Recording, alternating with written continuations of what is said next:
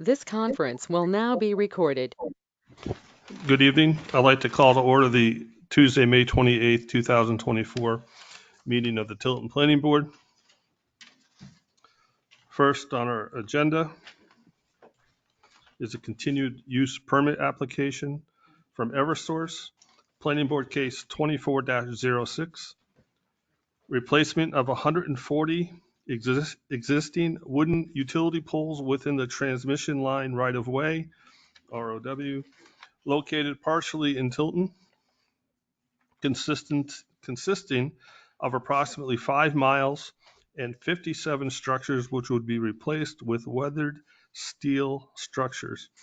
The New Hampshire Department of Environmental Services, NHDES, will work closely with Eversource to minimize impacts in the wetland conservation district.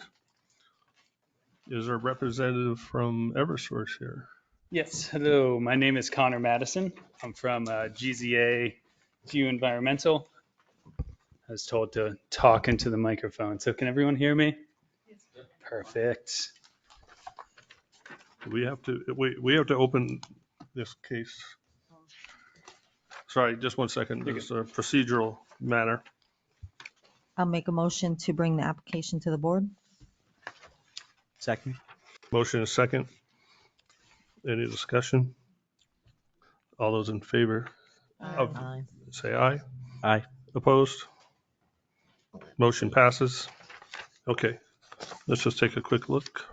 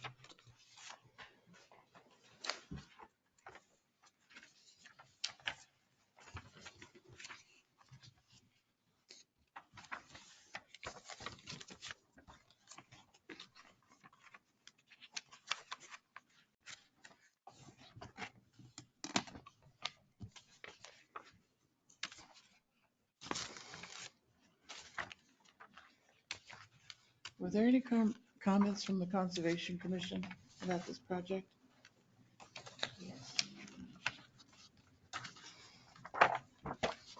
Do we have the list of abutters too? It says see attached still. I don't see it. I'm one.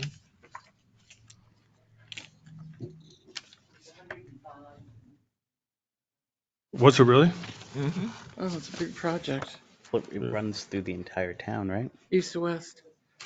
I was at the Conservation Commission. Kathy's here, I thought, but Oh, okay. they did come in and make a presentation. I just want to make sure we have one and everyone was noticed. Well, no, because it says see attached, and usually in the other ones say.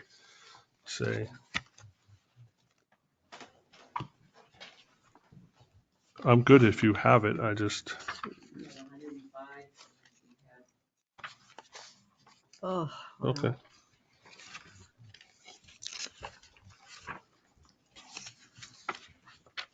As long as they got certified letters, I don't know why we need to have a list. Yeah. Okay. That's all I want to make sure. One of them. I received none. And the conservation's comments were, oh, okay, thank you. It looks like this is complete. But would I'll that make a have to do motion with this to accept it. application? Should we approve this first? They're required to meet with the Conservation Commission And they because it's a did. wetland. Okay, for this app, okay. I think this is complete. I just made a motion. There's We did, I didn't hear a that. motion to substantially complete, you said? That's the, Second. is there a motion a second? God, I can't talk tonight, sorry. All right. Any other discussion? No? All those in favor say aye. I, Aye. Opposed? Motion passes. All right, Mr. Madison, Thank you. thank you. So once again, for the record, I am Connor Madison. I'm here on behalf of Eversource. I'm from GZA. I'm also here with Mark Nash of Community Relations of Eversource. So we do have the Eversource representative as well. We are here tonight to present a conditional use permit. It's required for wetland impacts and wetland buffer impacts for the Wetland Conservation Overlay District in the town of Tilton for the J125 structure replacement project. As you introduced, the project spans the town boundaries. So this does span originates in Franklin at the Webster substation, continues all the way through Tilton, Belmont, and ends at the Laconia-Guilford border. So in total, it is 140 structure replacements. In the town of Tilton, we have a proposal of 52 utility structure replacements.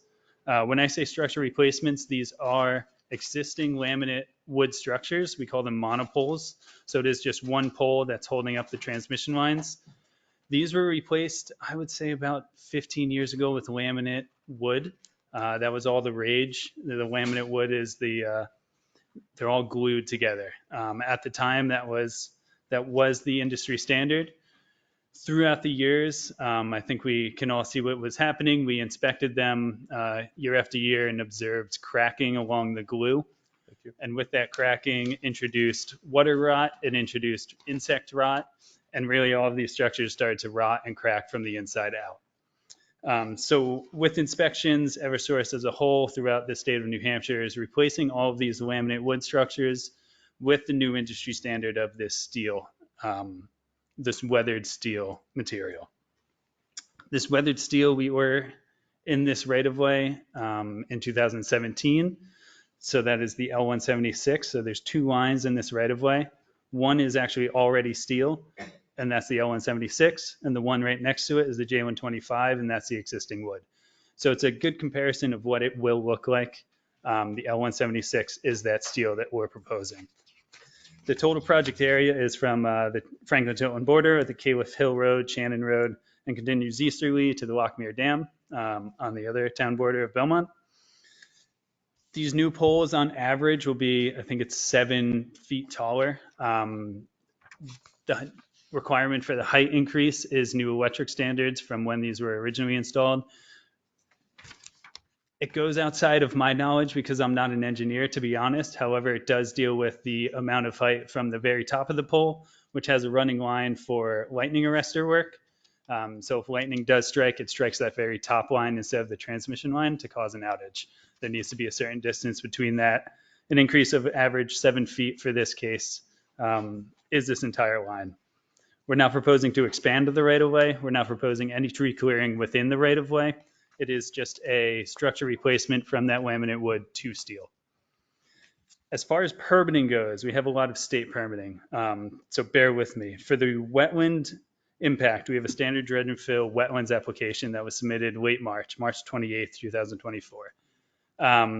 What that permit covers is the timber matting that we're proposing as temporary wetland impact. It's a 4-foot by 16-foot, basically just wood that's bolted together. That helps the compaction, so it doesn't compact the soil as much when we are running the equipment over. Those are removed after the project is complete, so that is a temporary wetland impact. Where we're installing poles that are currently existing in wetlands, we're installing the poles about 5 feet away from the existing structure. So that new pole installation is a permanent impact. So under the standard dredge and fill, which the town has received a copy of, that is permanent impact. We have 9 poles that is the case. It is about 170 square feet of permanent impact for this project. The rest is temporary wetland impact, which will be 134,000 square feet, which I believe you see in there as well. So that is the standard dredge and fill application. We'll be hearing back from that, I assume, around November from the state. They're very behind on their reviews, so it's taking a little while. For the upland impact, we have an alteration of terrain permit application that covers all of the gravel roads that we're proposing. So we're proposing a gravel road 16 foot wide to go through the right of way to access these structures in the uplands. That road is that width and the gravel spec for the safety of these equipment. We need to bring in a crane, bucket trucks, drill rig, you name it, for these structure replacements. We're proposing that that road stay in the wetland buffer area as well. So that would be a permanent buffer impact to these wetlands. That is, in case of emergency, when we have to come in with bucket trucks, we can get as far as possible before we need to go into that wetland, raise up. Additionally, the alteration of terrain, we're proposing a 100 by 100 foot work area around each structure. That is for all that equipment I just said. We have 2 bucket trucks and a crane for these structure replacement projects. Upon restoration, we'll be pulling that pad back to a 30 foot by 60 foot pad, and we'll be restoring the rest of the area. Once again, that goes into the emergency. In case something does happen to the line, we would pull a bucket truck right up to an already 30 by 60 foot gravel pad and be able to raise guys up safely. We also have DOT driveway permit applications that are currently pending, as well as shoreline permit by notifications for each water body per town. Those are also pending. None of this work will start without any of those permit application approvals. So we are scheduled to start pending all of these permit applications. When you can look out into the future, it's winter, fall 2024. We are hoping to get all of the permits approved by November 2024. This work would go throughout all of 2025, so that's technically one growing season. And then it would be restoration in the winter of 2024, or restoration 2025, 2026 winter. I can keep going. I can keep going into the permitting. I also have the plans that we can put up to go over the actual construction of this.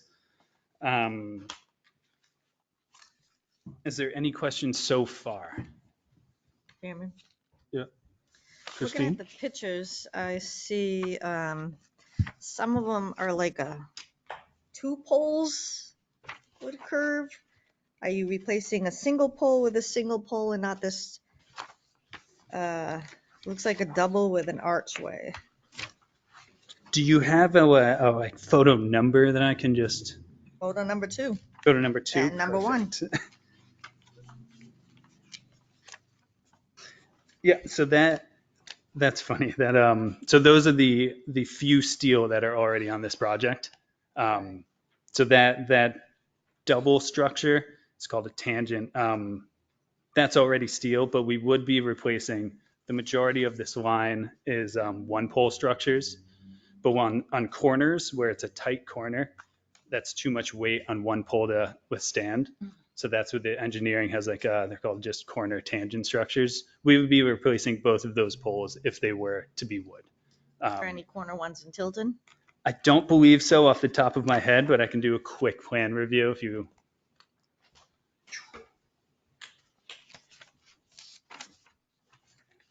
But overall, it's 52 poles, Straight shot. not structures. Straight shot. Much. I don't see any. Little windy.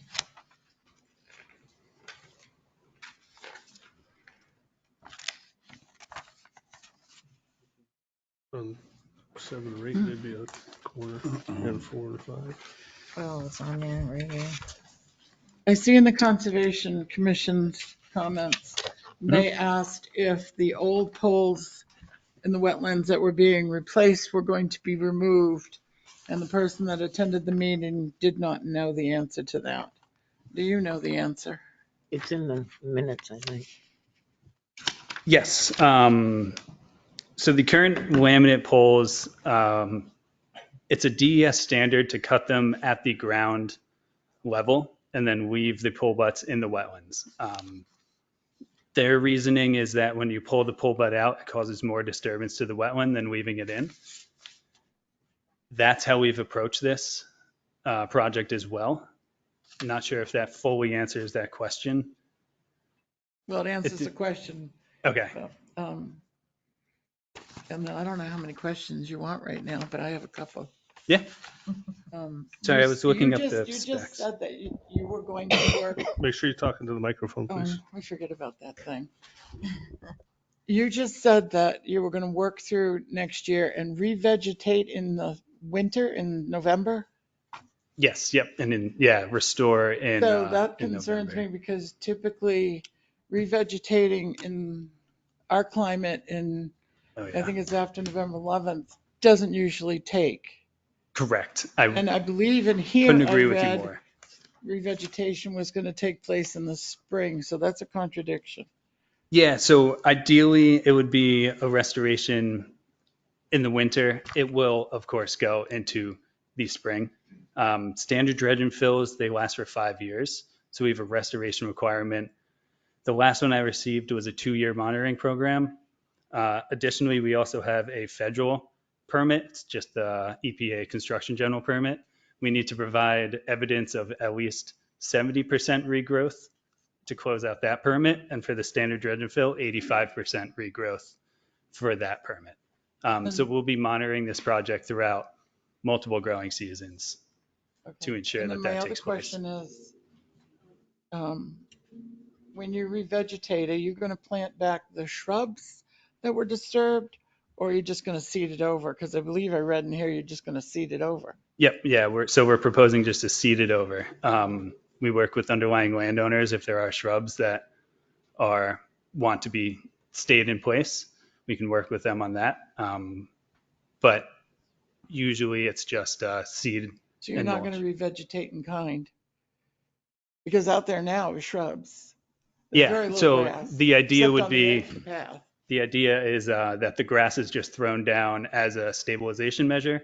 That grass grows, stabilizes the soil over time. The native vegetation, the native seed bank does come through that grass. Okay. Well, I'm just thinking because I've been out there. A lot of the vegetation, the shrubs are, you have blueberries and various berries that feed birds Mm-hmm. that come through, probably dependent on a lot of it. Mm-hmm. But yet you don't plan to replace it. That's interesting. No, yeah. So we do have vegetation maintenance comes in here every 3 years to maintain the scrub shrub habitat as well. That's why you don't see a forest in there. But for the work areas that we're restoring from 100 to a 30 by 60, that will be primarily a grass seed mix. Will you be using any herbicides during this project? No, that is Okay. an Eversource standard in only the state of New Hampshire. I suspect you'll have porta potties on site. Yep. Yeah, that's a Those we union. move from site to site. Mm-hmm. It's a Okay. union requirement to have bathrooms on hand. The hours of your operation on this project? A contractor hasn't been awarded this project yet, so I can't answer that one, but I can moving forward. I know Mark would be able to reach out with hours of operation. Well, the obvious concern would be A noise. noise. Yep. Noise level. And we'd be using helicopters in this project. We will not be using helicopters on this project. Those are real noisy. And then, to be honest, I don't know the noise ordinance off the top of my head, but I don't think that we will be working any time outside of those. There is a noise ordinance. Yeah, I just don't know the Okay. time off the top of my Because head. I've been by your projects that can be loud. Mm-hmm. Yeah, I Okay. agree. Especially if we hit ledge or rock, it's going to be loud. Yes. All right, thank you. Thank you. Anyone else on the board? Mr. Damon? Let's go back to photograph number 1 or 2. And I'm assuming that you're going to be replacing the pole that's on the left as we're facing it. Is that correct? So this particular one is just an access. Let's see. I will just pull up. So you're referring to structure 36, which will be replaced. Yes. So the one on the left. The one not on the left. Not the Okay. double brown one. Thank you. Now, you said in your previous remarks that the replacement pole is going to be approximately 7 feet higher than the one that replaced? On average, yes. Yep. Yeah. On 7 feet. average. Yeah. So some will be less and some will be more? That's some will be more and just 7 feet and a plus. Some will be more, some will be less. It Okay, averages out okay. to 7. When you remove these poles, there is a base for this pole that's going to be removed, or is it right into the soil? It's pretty much right into the soil. So it's a 4 foot in diameter, just metal caisson. Oh, a It's caisson? just a CMP. Okay, I know what a caisson is. Okay, Perfect. thank you for that. And we never really got to a conclusion of whether you're going to remove the old poles from the site or not. Did we ever poles, satisfy so- that? He said he was gonna cut them. He's gonna cut them. The ones Well, I straight asked about, the ones in the wetlands specifically. Yeah. And those are gonna be left as, I guess it's DES's Those will be practice. cut at ground surface. Anything above ground is going to be removed off site. Anything below ground in wetlands will stay. Right. In uplands, we're removing the whole pole entirely, Okay, thank you. above and below. Okay, thank you. And the other one is with the gravel roads. The gravel roads are to remain. That They're is- not in wetlands. Correct. And whose responsibility is for the maintenance of those roads? So those roads will eventually just blend in with shrub. Eversource doesn't plan on Okay, maintaining, doesn't, okay. in a sense of like stormwater. Is that the maintenance aspect of it? Well, my concern is if at some point in time, one of those poles fails and you've got to get in there and it's all overgrown, how are you going to get in there? Yeah, we're going to stay on the existing gravel that is already there, as it is Okay, a good surface. thank you. I have a question. So these 16-foot roads, because I've seen this project in various stages. For my job, I drive all over the state, so I see all these jobs. But what are you going to do to prevent people from trespassing on these new 16-foot roads going through the town of Tilton? Because I'll tell you myself, I've been tempted to drive down, and I may have to use a porta potty in my travels, but I've seen it in particular. I've seen it in Holderness, up on 113A. There was an access, there was an access point for both directions there, and I've seen it along 93. Mm-hmm. And I know I don't know what other towns are making you do to protect the property owners or anyone else from having all of a sudden ATVs and Jeeps. Yeah, that's definitely a concern across all of New Hampshire, to be honest. We work with the underlying landowners for gated access and put boulders in the road. As far as patrolling the right of way, we looked into it, or Eversource has looked into it. It technically falls under fish and game jurisdiction, so we can't even have a local police go out there. We ran into that in a couple of towns on the southern end, and fish and game, understandably, just doesn't have that bandwidth. What we have worked with so far is just installing these gate access in each right of way at as many points as necessary, and then that's where we're at with. So up here on School Street, where you cross over School Street, on either side of the road, you'll put gates or boulders. Are there gates there already? I'm thinking I there's too many school I was using that, and Sorry. I can't remember now off the top of my head.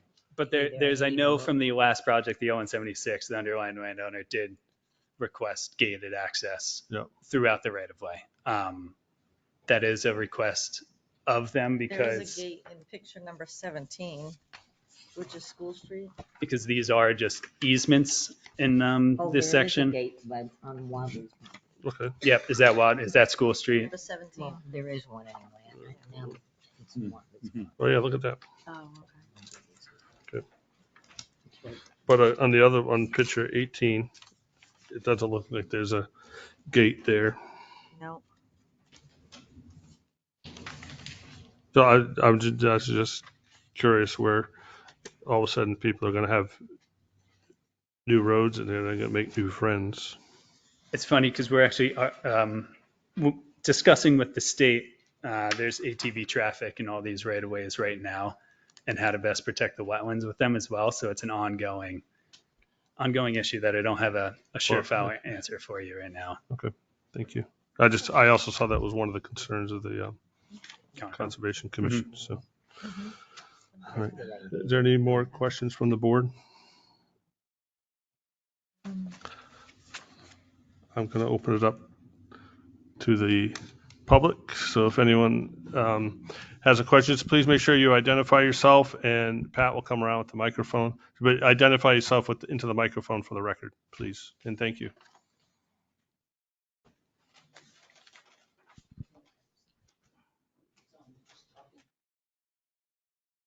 Good evening, Joella Barney Markson. I live at 151 Caleb Hill.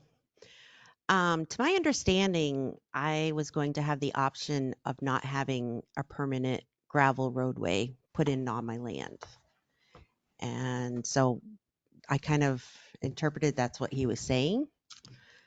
So that was kind of shocking to me because I was not going to be in agreement for that. Did you work this? Sorry. No, yeah, so. Yeah, sorry, that was on. No, that's fine. We're formal and not informal. But so her concern is the permanent road on her property, which it appears she does not wish to have. Yes. I'm not sure if you had a site walk or Yes, I talked did. with the construction. Yes. So then they would trump my general discussion here. Oh, okay. If you talked with, I believe it would be Brent, or if you gave us the contact, then yeah, then that will. Well, I haven't given my final decision yet. It was given as an option. Okay. So we work with the underlying landowner, since it is an easement. So that would trump my general, because I didn't meet with you. So Okay. I apologize that was if that really was an concerning. I was like, overstatement. oh. No. Okay. And I just had another question too.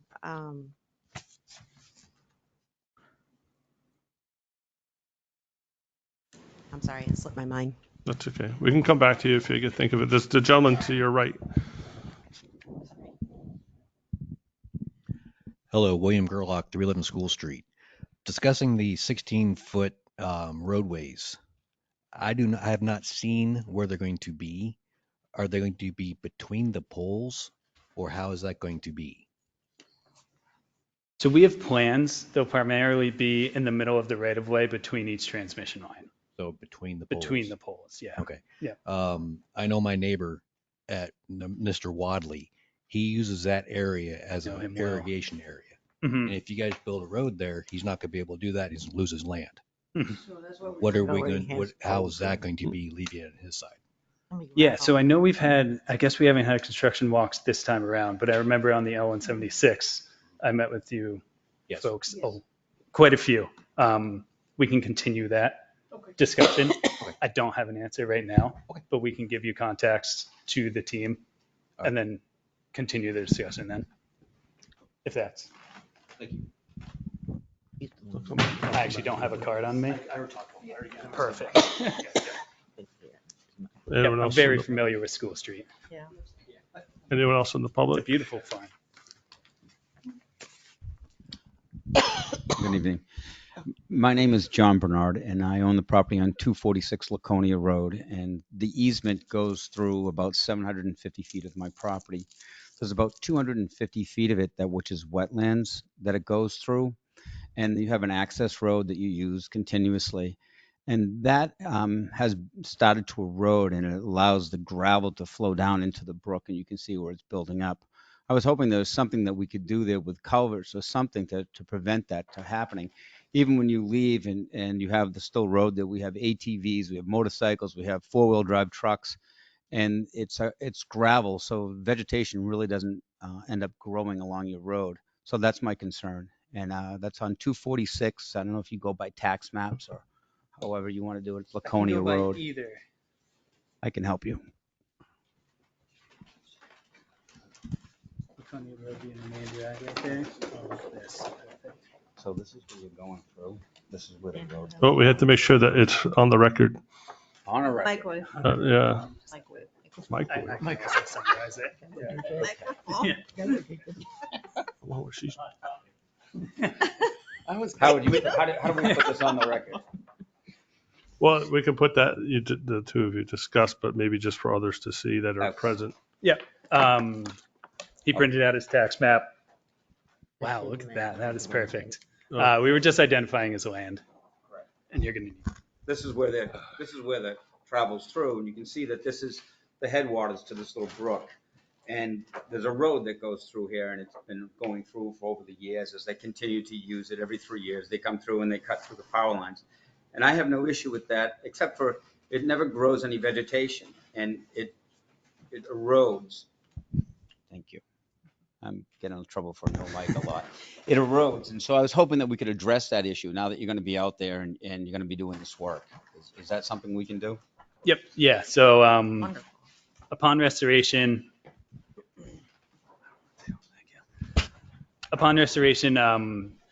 we have a lot of tactics. Mainly, the main forms that we use are just very large water bars and plunge pools that take years and years to accumulate that sediment. Since we'll be in that neck of the woods again, we're going to be redoing all of the stormwater protections in that area. There isn't anything there now that exists that you put in. Okay. So I'm just saying, is it possible for you to put in a culvert that really would stop it? Because if you just, say we're going to vegetate it, we're going to do that, it's really not going to get rid of the problem. It's still going to exist. So I'm hoping that we can make some kind of agreement to really work with it. That you're going to be in there and disturbing the people more. Yep. I feel like I'm signing up for a lot of site walks here, but I would need to take a look at it. I will say that Eversource doesn't install culverts in the right of way because that's a liability and they would have to constantly maintain it. So if it does break down, that's a liability that Eversource would need to keep. So I don't see a lot of culverts going into the right of way. However, there's other options that we can discuss. Yeah, sorry. No. Depends on how steep. Yeah, depends on how steep it is. We can weave in erosion controls longer until it is actually stable instead of pulling it off. See, I knew you were right. So it's actually a flat part of the property. It's two Is it? hills on each side. So it's the bottom, it's the valley. So Okay. yeah. So then, yeah. So I think this leads more into we can have a meeting on site to discuss. I don't have a clear image of what it would look like right now. Okay. Or what it does look like. I can't find you on the plan, but yes, we can get back to it. But I think that there's something we can do outside of a culvert that would help this cause. We can give you contact information as well. Thanks, Mike. All right. Oh, back. Hi, Joella from 151 Caliph. You had mentioned that you generally would put boulders or gates at the entranceway. I don't know how to explain it. Like Caliph Hill goes right through the middle. Okay. And so the power lines are crossing Caliph onto my property. Mhm. So I have a gate there now. There used to be cattle in my field many years ago, and Eversource guys or timbermen, whatever you want to call them, that came and cleared it, destroyed my fencing, and it was never replaced. So I really have a gate with no fencing that, follows it on each side. So it definitely is something that I would like to be repaired. I know I have reached out to you guys before and the ball kind of got dropped. But I mean, is that something that you generally would require at every site like that, or no? Maybe I no longer have any cattle, but obviously that would keep from keeping people out. Are you on the east side of Caliph Hill? Yes. Okay. So I am familiar with your property. So yes. So definitely no road on that one. We don't even need any more contact information for that. So that 16-foot road that I said we can meet, yeah, definitely no on that one. The fencing, I do agree that that fence is just there. I didn't know that there was an existing fence that connected it. Yeah. Yep. There was. I mean, because there used to be cattle. So over the Okay. years, the guys just tore through it and just. Yep. Unfortunately, but the gate I is just. apologize. It's going to sound like I'm passing the buck, but we have a guy named Kevin Lawson. I don't know if you've spoken with him for the off right of way. It's a younger gentleman. I met with, Yeah. I think, 4 gentlemen, 3 or 4. I can't remember their names Okay. right at the moment. I will reach out to them to see what type of agreement they had with that fencing. Yeah, I just didn't know if that was going to be a requirement at all, just to, because I mean, there is a little bit of a ledge that they have to go up into, but There's a ledge over there. it certainly, they find their way through the field, on the other side of the Yeah. power lines. So I actually learned that that is not open to public use, which I did not know that. I thought I had no choice because I used to be told you should open that gate so the snowmobiles can go through. So I was trying to be nice and did that, and I found out I didn't need to do that. That actually is not open to the public, and I was Yeah, like, you can oh, give those things closed. yeah, I did not know that. So, so I was just curious if that was something that would be repaired or if it was actually required at every type of site, that. I didn't note it when I walked the site about a year ago, but that's just probably because it was all overgrown at that time. I know veg maintenance came in recently in the past year or so. Hopefully Yeah, you no, it's been a noticed few that. years Okay. when I called about it. Okay. Yeah. I've taken that note down to talk about the fencing, and someone will reach out, I assume.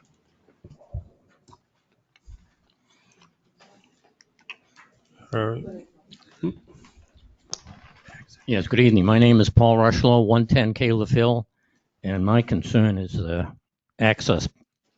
When I was shown these plans at one of our Conservation Commission meetings, I really didn't take a good look at it until I got home. And then I started to take a look at it.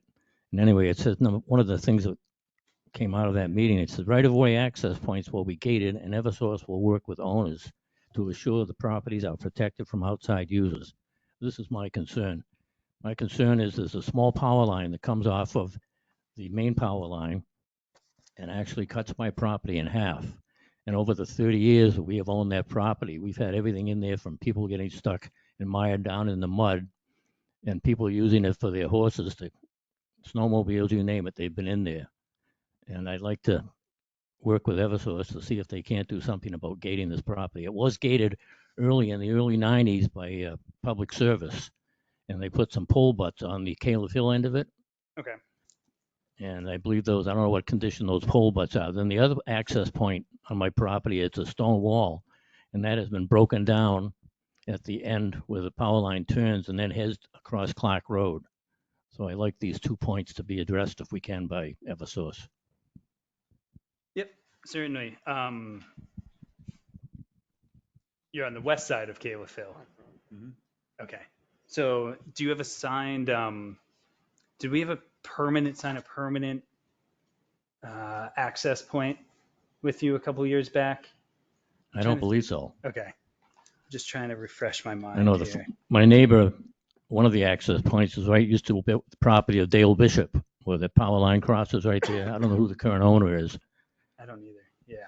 But anyway, one access point is just off of Caleb Hill, and the other one is where the power line makes a left-hand turn and goes down towards Clark Road.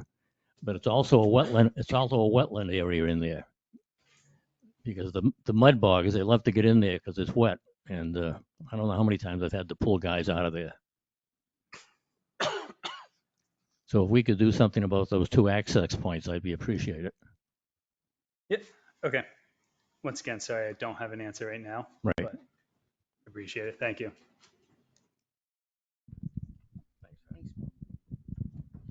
Anyone else from the public? The gentleman right up here in the front.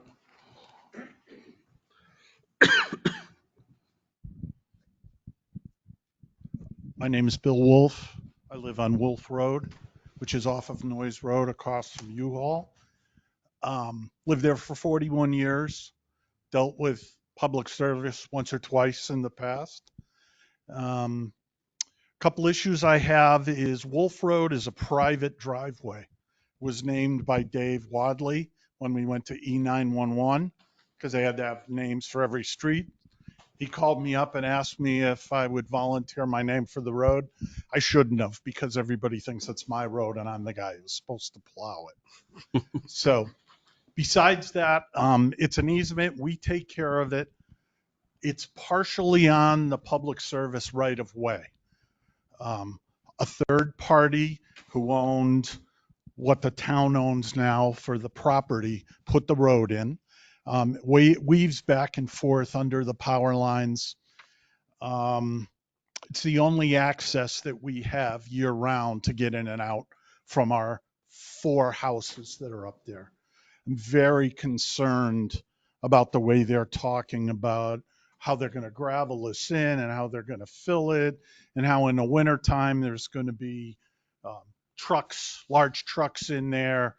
I know that my neighbor who owns that property ran into some difficulties with public service in signing off for them to work on the road and maintain it, or bring it up so we could maintain it. I'd just like to express that I don't trust them at this point. Haven't seen anything, any drawings, haven't seen any real plans. You look at the map, that page 9 of the map they gave us, or you gave us, and it doesn't really, it is totally inaccurate. I mean, it's a 10,000 foot view of what the terrain is actually like. So I've been doing my due diligence on this, looking at deed stuff at the Belknap County Registry, trying to find information from the tax maps. It's impossible to find out what the width of the right of way is for Eversource in that area. You can go right to the town tax map and look, doesn't show the width. All of them are different widths. So there's really no way to tell what they think they have the rights to do construction on. That is true for Franklin and Belmont, and I haven't looked at Laconia. I called Eversource and asked them to send me the official map of page 9 that's in the what you have there. And they said, no, we don't give out maps to anybody. You'll have to get a lawyer to get it. So in one of the parcels, which happens to be the one the town was gifted, the last easement for a right of way for Eversource is 100 feet wide. There's nothing after that that's recorded that makes it any more than 100 feet. The last nice old man surveyor that came out for Eversource 3 years ago told me that he was sent out by Eversource to move the markers to 135 feet. Not sure whether that's legal or not. That's right by pole 83. The pole 83 is at 112 feet. So the existing pole there is outside of the last recorded right of way.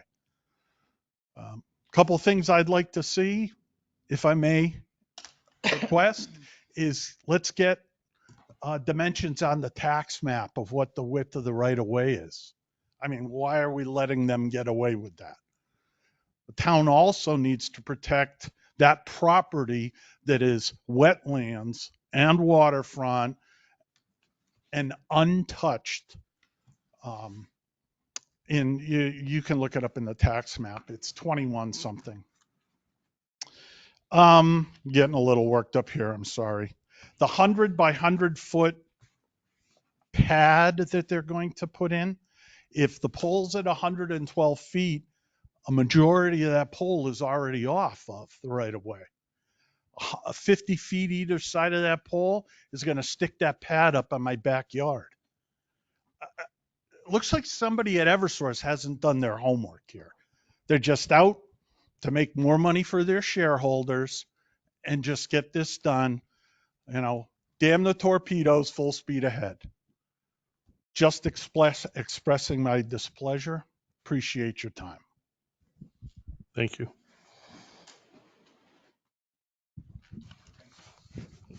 Is there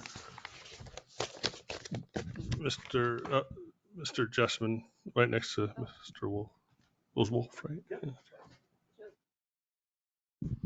right? Joe Jessman, Silver Lake Road. My property abuts the power station and the dam. I don't have problems like this gentleman does, certainly, but there's a lone rogue wooden pole on my property with a guy wire and an electric meter, and I've been trying to get rid of it for 25 years. It's got red tape on it, but it still goes nowhere. And I was just hoping that as part of this process, see, because I got real giant towers, metal towers down at my house, and I don't think you're replacing anything, but I sure would like to get rid of that one pole. My wife would anyway. And my second thing is, I was wondering if you would attach the Conservation Commission's concerns and observations onto the minutes of this particular meeting, if you're not going to read them into the record, because you're the only ones that know what they said at this point. And that's all for me. Thank you, Mr. Jessman.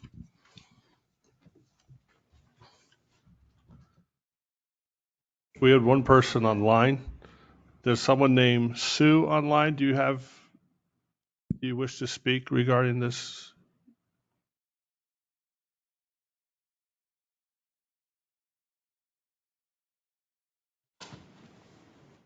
It keeps going green, but raise your hand if you'd like to speak.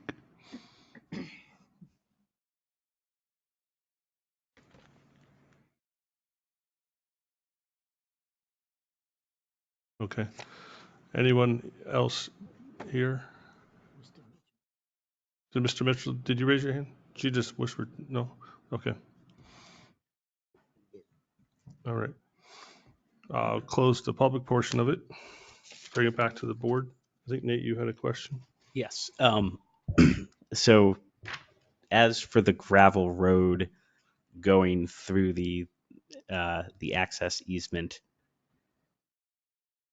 based on the prior questions and conversation, am I correct in assuming that the gravel road will exist only in sections where the property owner has specifically allowed Eversource permission to keep the road? Otherwise, it will be torn up at the end and restored. Is that correct? I would say vice versa. So unless we have an arrangement other than, I believe the Cave Hill is an off right of way. The road is proposed to stay in the entire right of way unless something has been worked out with the construction team that I'm not aware of. Right now, my understanding is that the road, 16 foot wide, is throughout the entire right of way. Has the construction team or your team contacted all 105 abutters and discussed the project with them and the impact on their property and where the road will be located and whether they want it to stay? Yes. So, I mean, we're here and we have sent out abutter notifications. We're also here for a conditional use permit for wetland impacts. We do have an alteration of terrain permit that is pending through the state that this is covered by. I just wanted to say that this conditional use permit is just for wetland conservation overlay district. So for upland impact, the fact that the road would be staying is covered under alteration of terrain. The abutters have received notifications from these local public meetings. We have a public meeting in Franklin, Tilton, and Waconia. We have a team that works with project services that reaches out to all of these landowners. I know Mr. Wolf, I think, just had a meeting with project services a couple weeks ago as well. No, you did not? Okay. That was my understanding. But yes, so we are proposing through the easement. If we have an off right of way, we work with the underlying landowner in that. But as far as with what stays within the right of way, these are the notifications. And as for the gates, will those be installed on the road at all property boundaries or just where it encounters public or private roads, or where landowner requests. so if every abutter were to request gates on both ends of their property on the access easement, then they would be installed on the entirety of the access easement? Where applicable. So at road crossings, that would be the landowner that would request a gate. Okay, thank you. Chairman, Yep. just to comment on Mr. Wolf, I'm very familiar with title searching, and every right-of-way has to be recorded, whether it's in an easement deed or the landowner's deed. And if they are going to contact you or whatnot, or if he would be so kind to provide the book and page so you can actually see the meets and bounds and the requirements in there.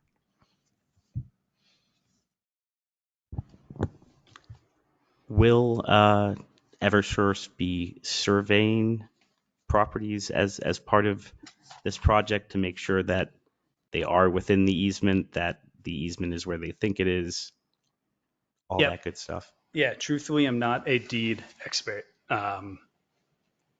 So in past towns that we have run into deed or easement questions, this right of way, I believe was surveyed. I can look into the survey requirements and see the history on that. There's a survey team that I can reach out to as well. I don't know that off the top of my head. What I can say is that whatever the right of way is, we're not going to expand on that right of way, clear any trees, install any gravel outside that right of way. Okay, and do you have the contact information available for the team that you mentioned that goes out and does the site visits with property owners if they request? Yep. Yeah, that would just be through us too. But we can provide our Is that contact something that can information be as well. provided to us so we can make it available if property owners do not have it? Yeah, this application has both Eversource and my contact information. So that would be the avenue. I'm Connor Madison. Ashley Friend is just out sick today. She is the Eversource applicant on this project. And both she and I will divvy out to the proper team. Okay, thank you. Because I have a feeling you'll be having meetings with the majority of the abutters in this town on this project. Yep. Yeah, we have had quite a few meetings already for off right of way. So a big part of wetland applications is avoidance minimization. If we can sneak to the right of way through not a road crossing, that's the best to avoid any wetlands, utilize existing driveways, so on and so forth. So we have met with, I believe we have quite a few in Tilton, but yes, I will be waiting for more reach outs. Could you provide the town with a copy of the surveyed right-of-way if there was one done and if there is one going to be done? I can ask more people that know about that stuff than me. Okay. So I'll reach out to our real estate and survey team.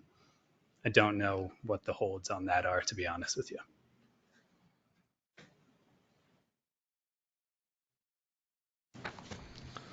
Okay.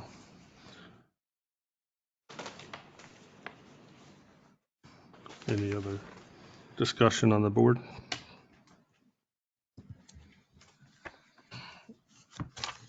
Now we need to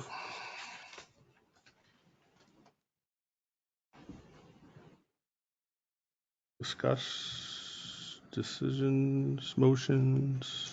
I got 3 proposed conditions to add.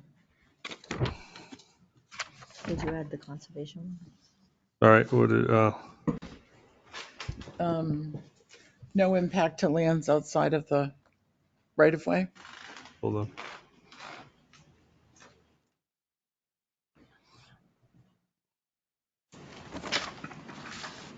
Yep, Revegetation will include native fruiting shrubs for birds and other wildlife.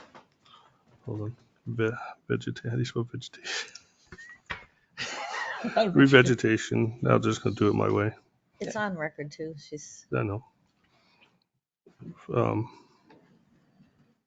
For shrubs, you said? Fruiting shrubs Fruiting shrubs. for birds and other wildlife.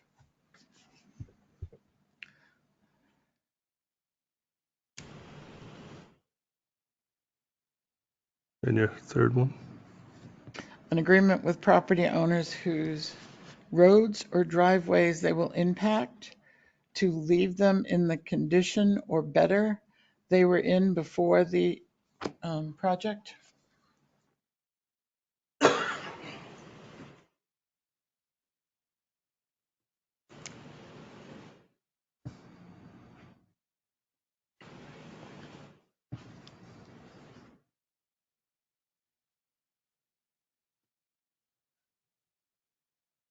And I was looking at the conservation letter that's,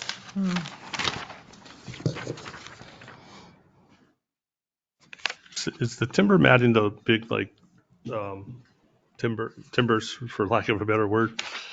Like, they're really long. Yeah, it's and- 4 foot by 16 feet. Yeah. It's usually like 4 hardwoods. Okay. It's essentially like railroad ties Number that the 5. equipment drives over instead of the 9. surface, right? Essentially, we raid them horizontal, so it's a whole floor. So it's not Invasive just 2 species. separate. Like where the tires go No on, it's transfer of 16 foot invasive wide. species. Yeah, no, but And it's, what it's number yeah, is that? essentially a Number 9. Yeah, yes. bunch of Lincoln Circle logs in a 9. row. Or Yes. Number 9. Nope. show it to Eric, Well, or he's got a copy. I got it here. What do we want to Number- include this? I'd Number say 9. generally, yeah. No transfer of Yeah. invasive species when mattings are moved to new sections.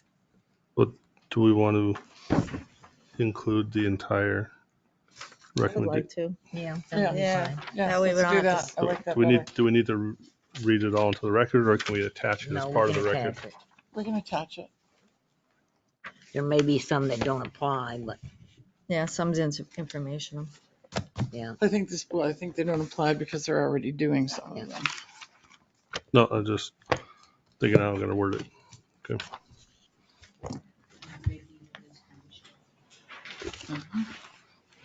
Well, some of these are. what Yeah, they- well, we haven't made a proposal What yet. they've We're just already done. we're getting. like, Well, that's a lot of just the these fact. seem like Yeah, notes But if we have versus that in, we don't have to say the requirements. numbers. And that's things they're gonna do, so I mean, Yeah. it's.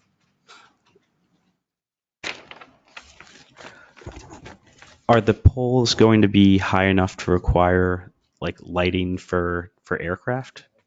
So that was a Conservation Commission question as well. So no FAA lighting is what it's called. Okay. All right. So It just says they'll make sure to avoid, but we should include that, I think. so number 9. The public should be able to hear the discussion. So she No, said, I was just saying, it wouldn't be appropriate to include the whole list because some of these things are the actions that they're taking. It was just a. we're going to But single we some out. don't want, like it said, they're going to place silt fences. That's a given that they're doing. That's what they read as their plan to do. But we do want to make sure they don't transfer any invasive species when they move the mats.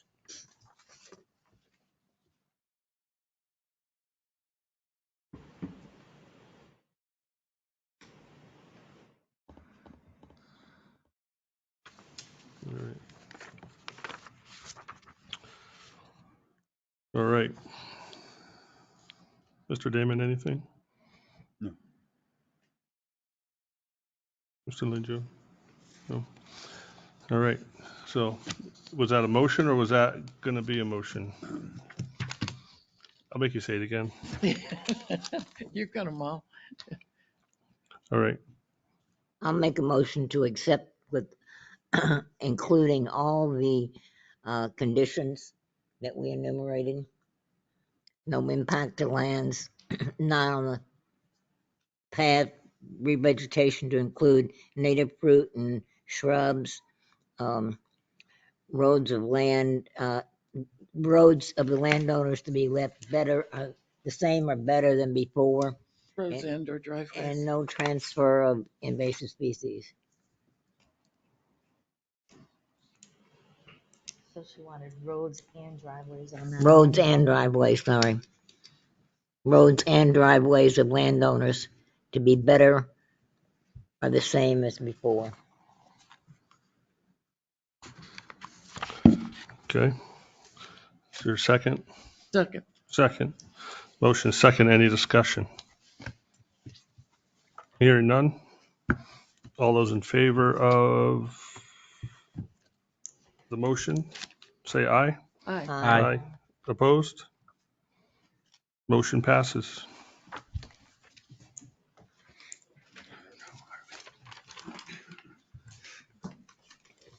All right. That was the conditional use. That was all. So that's it, right? That's it for you? Yep.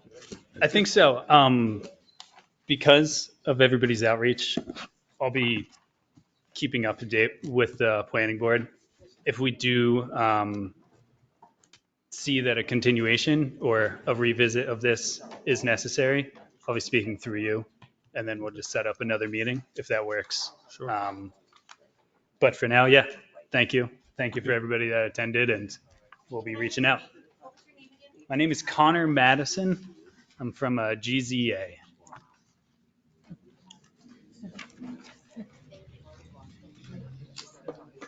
Thank you. Thank you. Oh, you're welcome, Mr. Wolf. Thank you. Thank you for coming. You're welcome. We like an audience. All right. Aye. You take care. All right. Moving right along. Next up on our agenda. Mr. Chair, I have inspected this today, so I do have information on 549 to give you. Okay, we'll do it as soon as we bring it. All right. Let's see. Next on our agenda is Farmland Real Estate LLC, map R26, lot 30.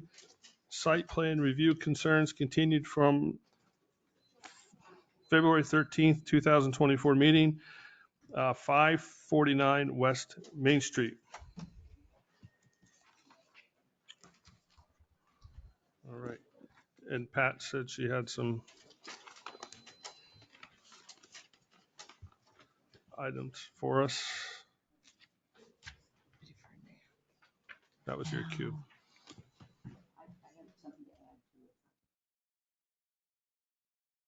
Thank you. Are these from today, Pat? Thank you. I saw it today also. I did too. You did too? Thank you.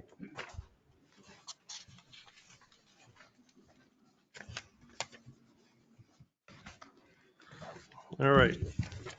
Actually, sorry, just before we roll up our sleeves into this, do you have the list of what was to be accomplished for today? I neglected to. I do. It'd be in the Oh. minutes. I did not bring them. It's in our packet. Oh, is it in our packet? Yeah. You should have this copy.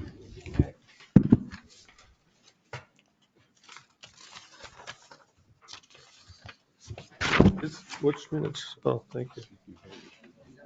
I don't know. Yes. Yeah. Those are from the last meeting. Right, but the list that we made was actually February 13th, correct? Correct. Yeah, so do you have those? I don't have those. Sorry. Oh, She said she had them. I have the April 24th ones that you guys sent. Maybe it was April 24th. Maybe the date. Yeah, not February. Okay. Okay. Yeah, that's perfect. You want to make a copy? Let me make a copy. All right, sorry. I left that Extra in my copy of book those pictures, too. right on my desk. Do you have an extra I'll have it copy of those tonight. pictures you took today? Nope. Go into the file. It'll go into the file. I'll be ignored as I can find. But Oh, there's you like very it? much. oh, I was even in cell phone places today, so I couldn't even call her and ask her to make that for me. have you been by recently? Here's a hot year. Saturday. I wonder Thank you, how it Pat. compared from Saturday to today.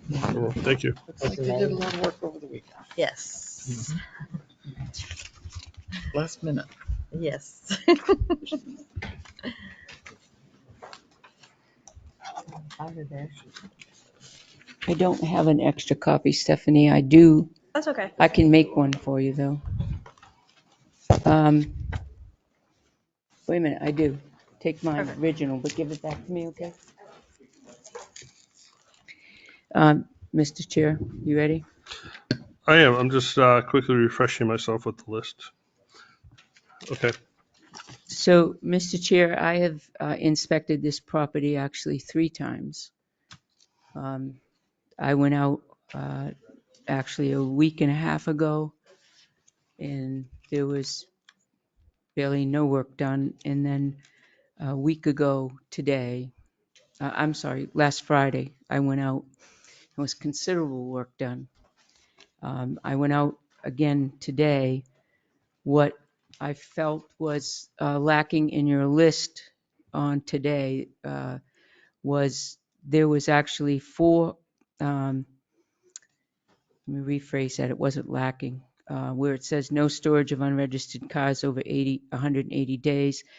There was 4 unregistered cars, which was a huge improvement on the Rent-A-Tech side, and 8 on the Mad Dog side. On the Rent-A-Tech side, there were 2 vehicles that are in lien, and I think that you should probably follow up with them to find out what lien is, because sometimes that's going to take a few months, not a few days. But on the Rent-A-Tech side, he had a notice in the window which car was in lien, the numbers, whatever he needed, identification to let anybody going in there to inspect. It was a car that was in lien, which I thought was impressive. The follow all applicable zoning ordinance, the snowmobile still was in the woods.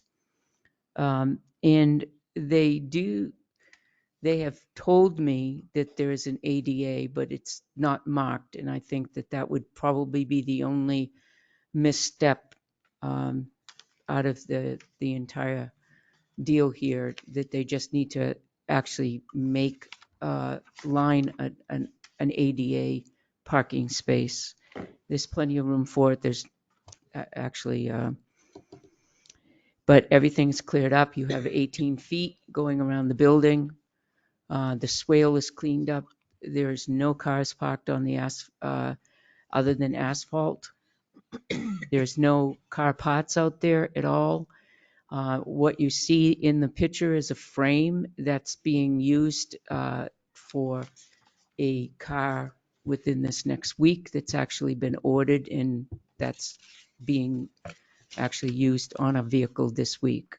So other than that, it's pretty well cleaned up. And any of the signs on the building were taken down that were unnecessary, so that's all been cleaned up. Is that I'll turn it. the frame? Is that the last picture? The frame on the ground there, Yeah. the bottom, yeah, that is was ordered and delivered last week, and they're actually using that on a vehicle.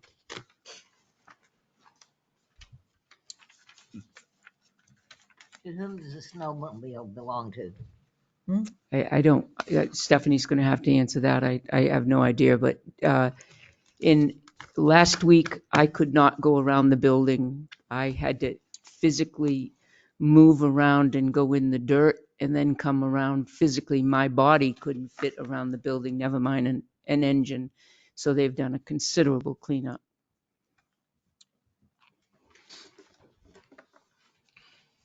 Thank you, Pat. Thank you. All right. So I'm just, should I read in what was to be done just for the record? All right. So back on April 24th, it seems so much longer than that, but so there was a motion back on the April 23rd meeting that you had until May 28th to come into full compliance with the following items, or the board will take the necessary steps to shut the site down. The steps included, but are not limited to: all trash around the site must be picked up and maintained immediately, including alongside the road. No cars for sale at any time. Signs to be in compliance with the zoning ordinance, Article 2, 2.3.1 through 2.3.4 signage. All cars must be on pavement. No parts cars.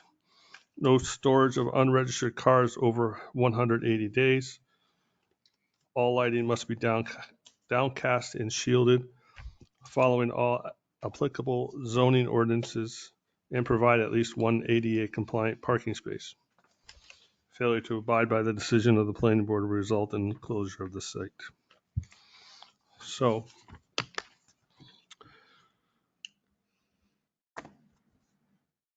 it sounds, based on what you said, it sounds we've come a long way. I actually drove the site last night and this morning.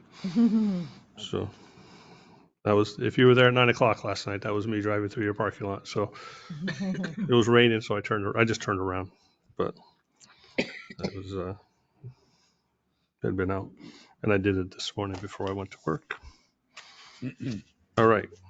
So tell us, update us. What have you done? It sounds like you've done just about everything.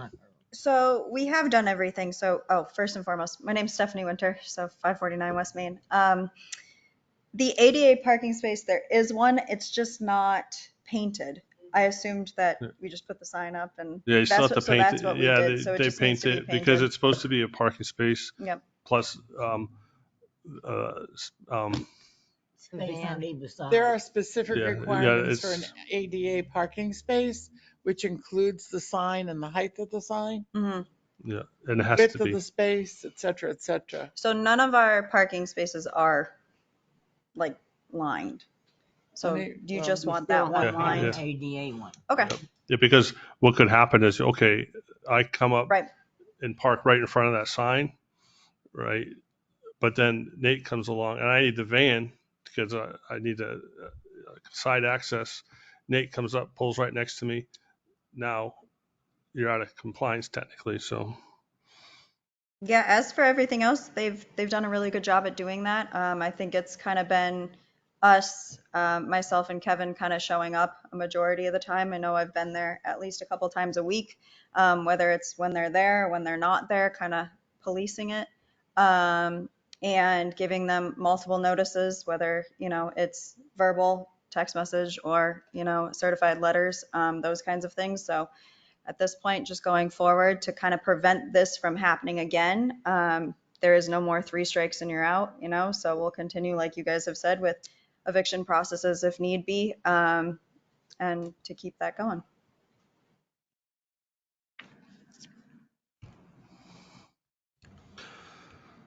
all right.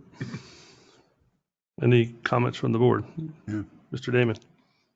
Thank you, Mr. Chairman. I'm looking at a photograph that was taken at 4:02 PM this afternoon. Mhm. And one of the conditions was downcast lighting. Is this downcast lighting that I'm looking at? Which one are we on? The wall packs, this one? Yeah. So my downcast lighting actually has been ordered. It's on back order, so the shields that are going on the wall packs, I do not get until it is June 7th is when they said that they're supposed to come in. So the extra shields that are going to go on top of to make it even more so downcasted. Okay. So it is downcasted at the moment. I think it could be even more so because you guys have mentioned that I should add an extra shield to it. So they are on order. I have the invoice. I Okay. just haven't gotten Thank you. that. Thank you. Anything else?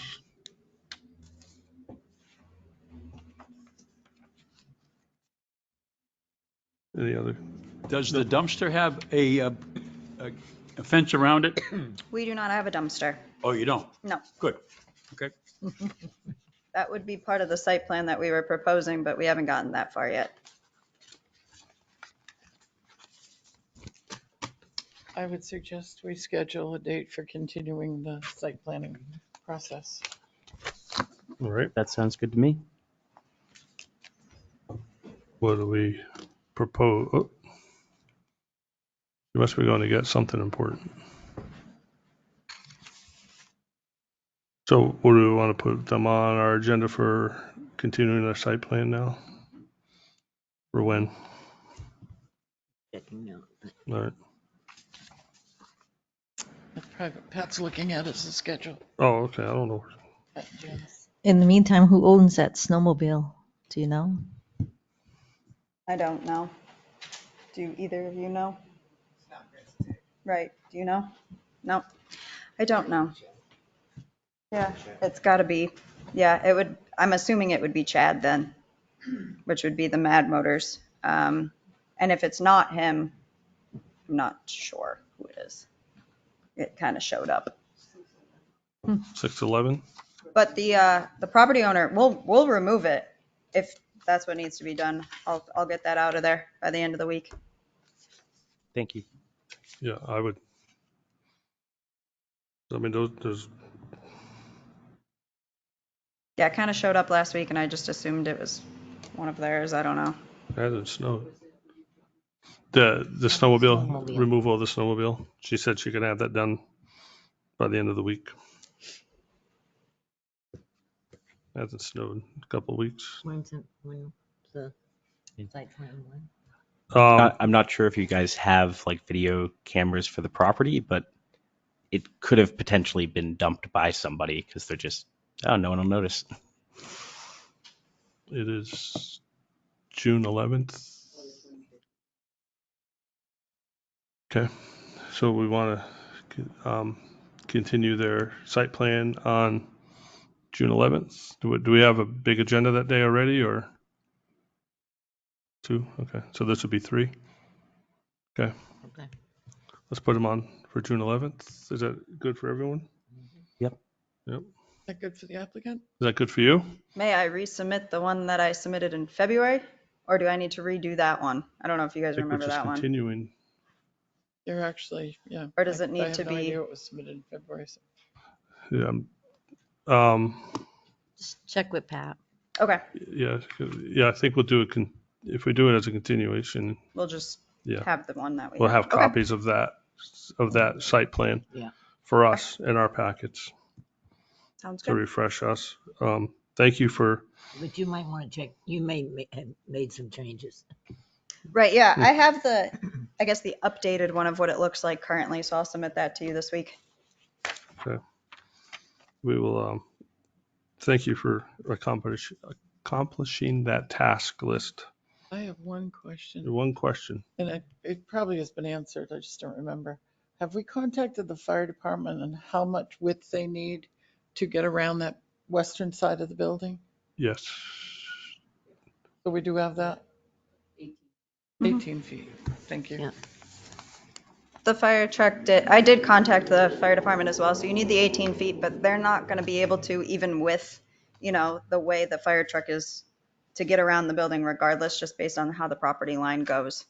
So that's what they had said anyway, so it doesn't matter whether there were cars there or not, just with the easement and everything there. They can access all points, they just aren't gonna be able to get around like a regular car would. But we'll make sure that there's no cars there, either which way.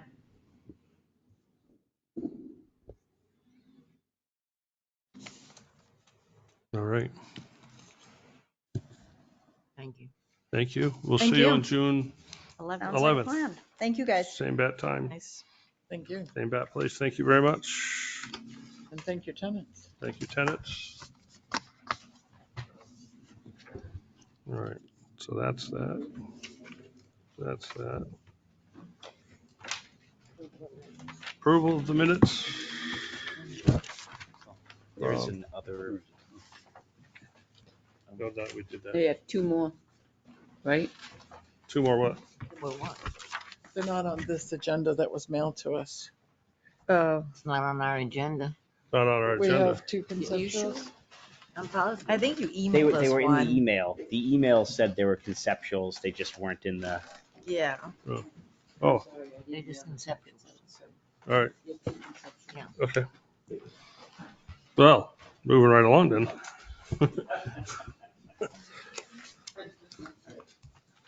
There goes.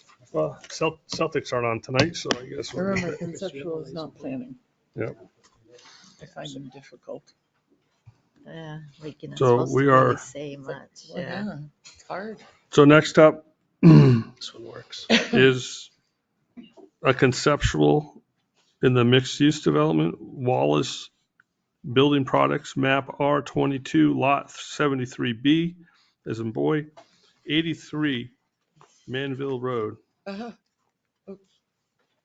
Granville Road. It's just, Okay. I know this property well. Thank you. I've walked it many times. Thank you. Me too, Kathy. We've had them before the planning board 1,000 times. Where's?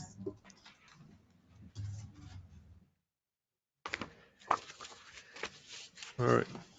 So this is just a conceptual. Yes, Mr. Chair. So introduce yourself and tell us your concept. Good evening, Mr. Chair, members of the board. My name is John Cronin. I'm an attorney in Manchester, Cronin, Bisson, and Zielinski. I've appeared before this board a few times, one recently with the Seasons gas station and convenience store with Chris Rice, who's also with us. He's a project engineer from TF Moran. He's got offices in Bedford and Portsmouth. Also with us, Mr. Chris Tremblay. He's the co-president of Wallace Building Products, and he's the visionary behind this particular project. Most of you are familiar with this site. I think it's easiest to describe as it's adjacent to the 3M facility down on Johns Mansville. The primary entrance there would be northeast of where the Home Depot light is, out on Route 3. It's a large tract of land. It's about 120 acres collectively. It's been available and on the market for a long time. Mr. Rice told me prior to this hearing that back in 2002, he had some involvement with it when Walmart looked at the property and passed on it. It's my understanding that a number of other folks have looked at it over the years and have passed for various reasons. There is some history with the property. As you see, track 2, which down at the bottom, I can put the printer on it. It's at the about where the angle is of the river. It's in gray down here. That site has some had some unsuitable soils on it, reportedly some asbestos from years ago. It was remediated and treated, but there's a restriction on it. You probably wouldn't be able to build on that and break the soil, but there was some talk of perhaps a solar array may be suitable to be mounted above that particular site. Mr. Tremblay's in the business of Wallace Building Products. What they primarily do from their facility in Danbury, New Hampshire, is they're a large assembler of wood products, and they make floor trusses. Their primary focus is on the apartment market. So if you see any new apartment buildings going up in New Hampshire or probably New England, the floors of those buildings may be trusses that were made by Wallace. They're looking to relocate their facility. And as this is laid out, it would be the first phase of the site. You can see there's a building that would house their offices and also a layup area where materials would be delivered, raw materials such as dimension lumber. They currently use rail siding, and they've spoken to the rail company, and they're excited to have another user on that spur other than 3M if this materializes.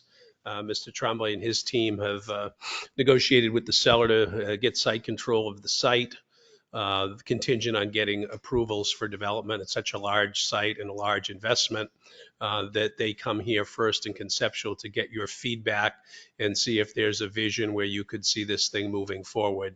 If not, they would go back to the drawing board and look for another location. But they think this site works. It's in the regional commercial district where light assembly is allowed by special exception. So we know we would require a visit to the zoning board of adjustment.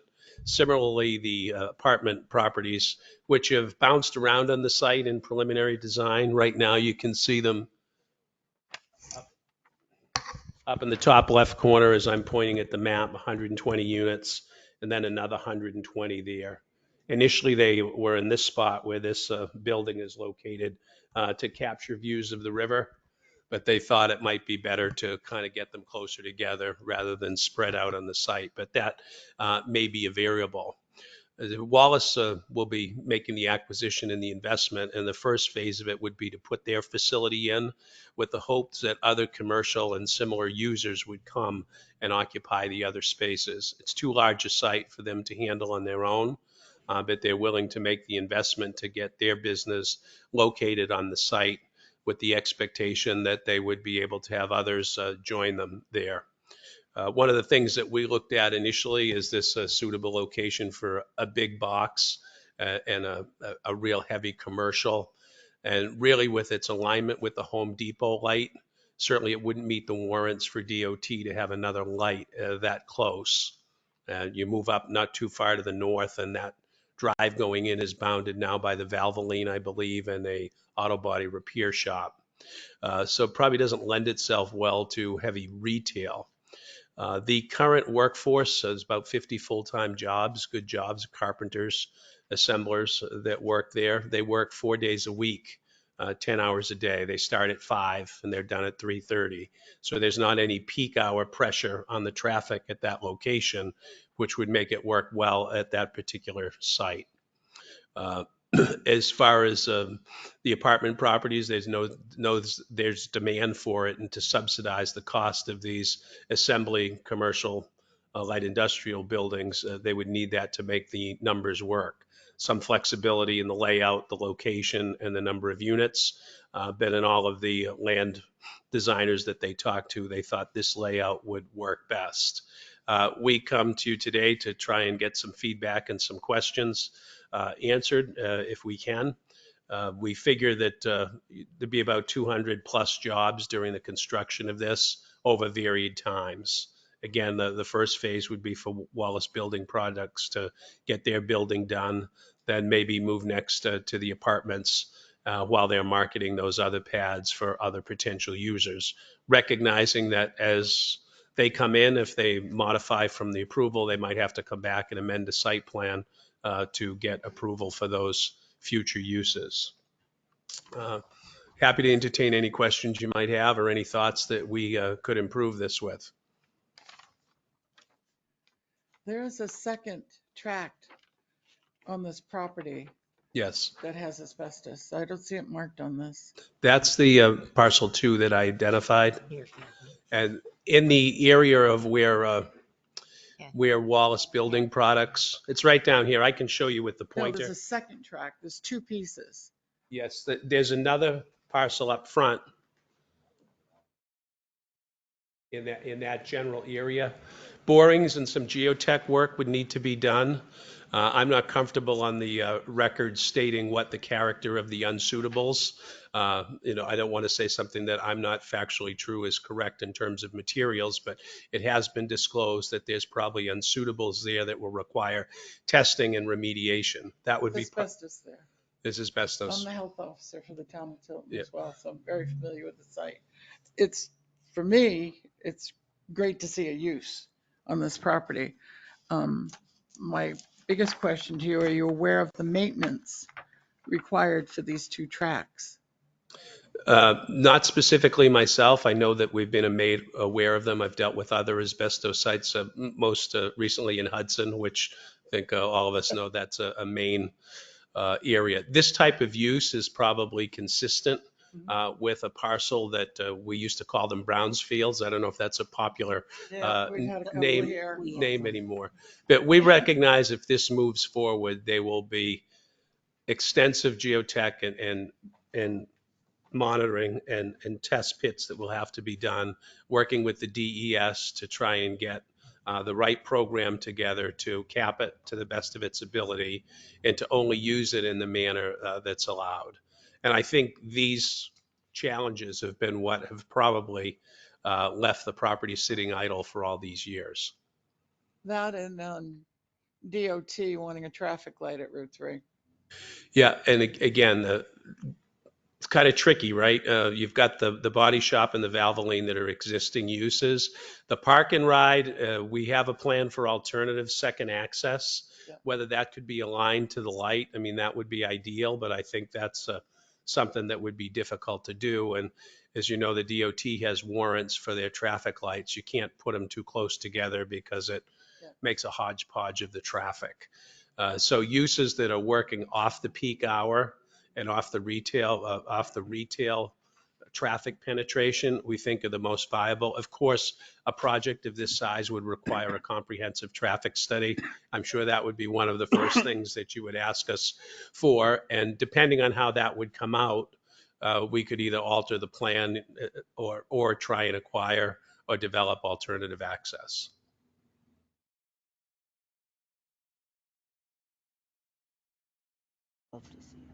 It's a lot of work. To build it out now with the feedback you're getting from apartment builders. I remember when they were 70,000 a unit to build, and I hate to say now they're up around 250 to 300 a unit for vertical construction. So that's about 50 million in investment right there. And if you look at the balance of the square footage, those buildings are much less expensive to build, but there's still infrastructure and costs. You could be looking at $100 million project there by the time you're all done.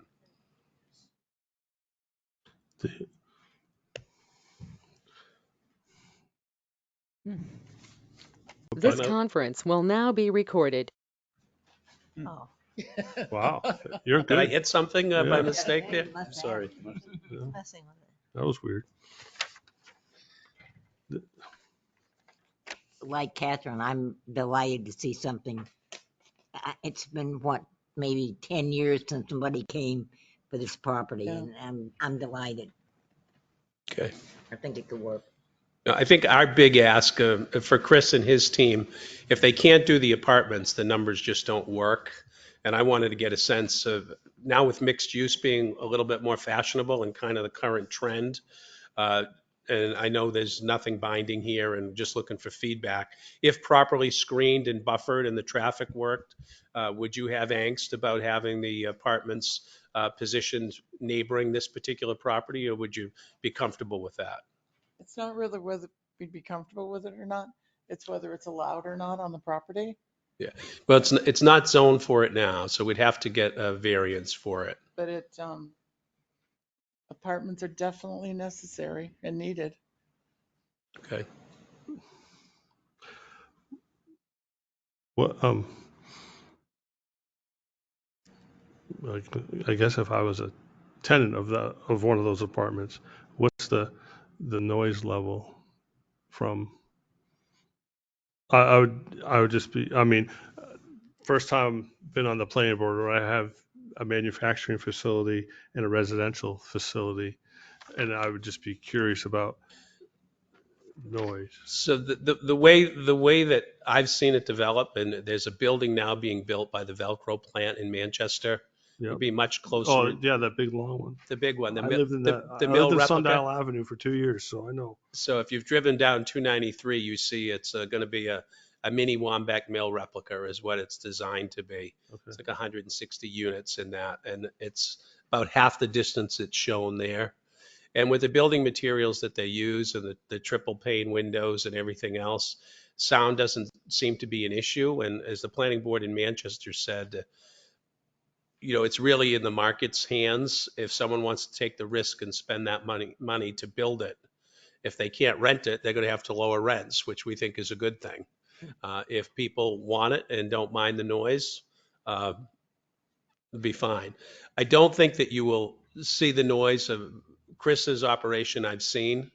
They don't get a lot of truck traffic. You might get 3 trips in a day, in and out, and they stage it in the yard there. But they're basically assembling wood products. It's not like you have heavy machinery cranking things out, something that's smelly. It's a pretty clean operation. You get some 2x4s, and I say 2x4s because I'm not a carpenter. They're probably something different, and they're stapled together in an engineering way to carry the weight and the bearing. But it's a pretty clean, smooth operation. So I don't think it would be offensive to someone living in an apartment where you trade the convenience for being close to great retail, close to 93, close to the lakes. It's really an ideal position. And there are trade-offs for every type of living arrangement. No steam whistles? Steam whistles for the trains coming through? No, I meant for the factory, for Oh. the workers to go to work. I don't know if he uses those or not. But probably Not at anymore. 5 in the morning. 5 in the morning, I suspect not. Do does before it comes to you, is it coming on a log truck, or is it already partially?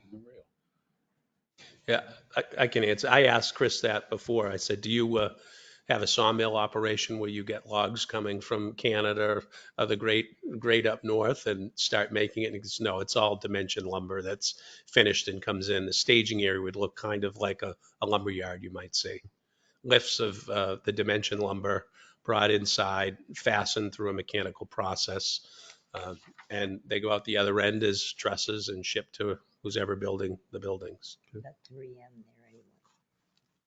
Yeah, no, I'm just thinking of, I see lots of lumber mills every day. Yeah. So you said you had, oh,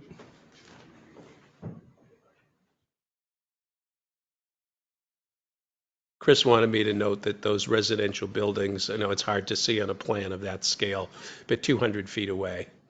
So 3/4 of a football field, and oh, really? there'll be screening and things there. You said you had some questions for us. No, just if you had questions that we Oh, could right. answer them.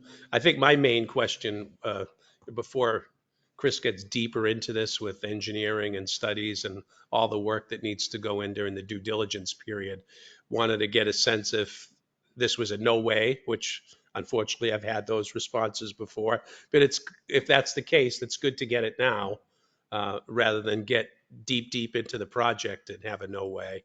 If it's something that, we know traffic's an issue, we know the unsuitables are an issue, but if we could craft something, and it made it work with traffic and made it work with noise and lighting and all of that sort of thing, it's not something that would be an absolute no, and you could have a vision of seeing it get to an end point and getting approved. I think you'd have to go before the sewer commission, And zoning, conservation. I mean, you'd probably. Yeah, Chris is up to speed on all of those. I mean, we believe we can make all of that work, sewer capacity, water, all of those sorts of things. These non-residential buildings aren't big users of sewer and water. They need connections for sure, but they're not with the same intensity as the residential buildings would be. The interceptor is right there. I did check with Joanna just on a preliminary basis. We would have to do the sewer calcs because I technically sort of, so that would have to be confirmed, but sewer's available, water's close by, generally close by. It's about 1,000 feet of manhole footage. So there would be work to be done. We're in the concept stages, preliminary stages. Sorry, thanks. I would also stop at the water because I know they may have some capacity issues. I know that when they've done sprinkler tests at some of our larger buildings, they've had issues.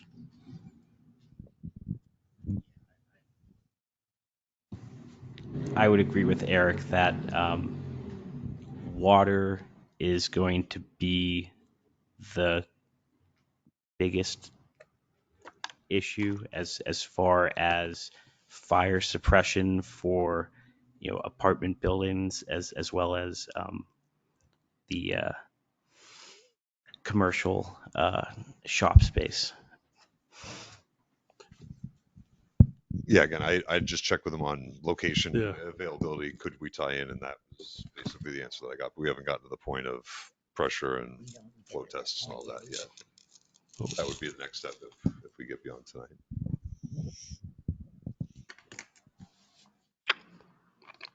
I think it's an interesting idea. Tom has some. Tom? This is just a point of information. As of 2021, 17,386 cars go through the town of Tilton every day. We're going to get 400 more cars when the new hotel goes in. 400 cars a day. We're running pretty close to 18,000 cars a day on a population of 3,800 people. That's pretty heavy traffic. No doubt, particularly in the season we're in now, I'm sure. I don't know Yeah. if that's the peak or if that's an My, average. my concern, and it always has been, is the safety of the citizens of the town of Tilton. If we have a really bad accident up on Laconia Road and somebody needs an emergency service down this end of town, it's going to be trouble. So my concern is that. Okay. And my concern is the impact it has on the schools. Okay. Good points to know. I can't comment on the Tilton schools. A lot of the school districts that we work in with apartments, there's a declining enrollment in a lot of the grades. That may not be the case here, but we'll look into it. That is the case here. Yeah. in Tilton. And you know, some communities are asking us so they can keep their teachers employed and keep their buildings open. But again, I'm not sure what it is here, but there's a number of experts that do that economic analysis. I'm sure you've seen their reports. Mark Fougier is the gentleman that comes to mind that seems to be the busiest in New Hampshire with these types of projects. But we would have him take a look at it. Of course, the state is going to have a big interest in the traffic and the signaling and how it all works. So that would be an early conversation for us too, to get to DOT and see if they could vision this working.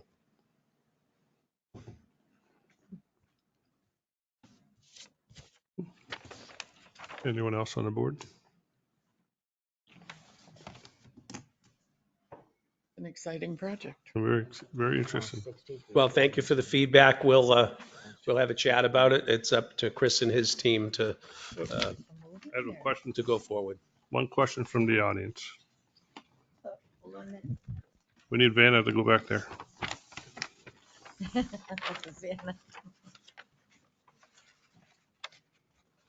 Kathy Mitchell, Caleb Hill.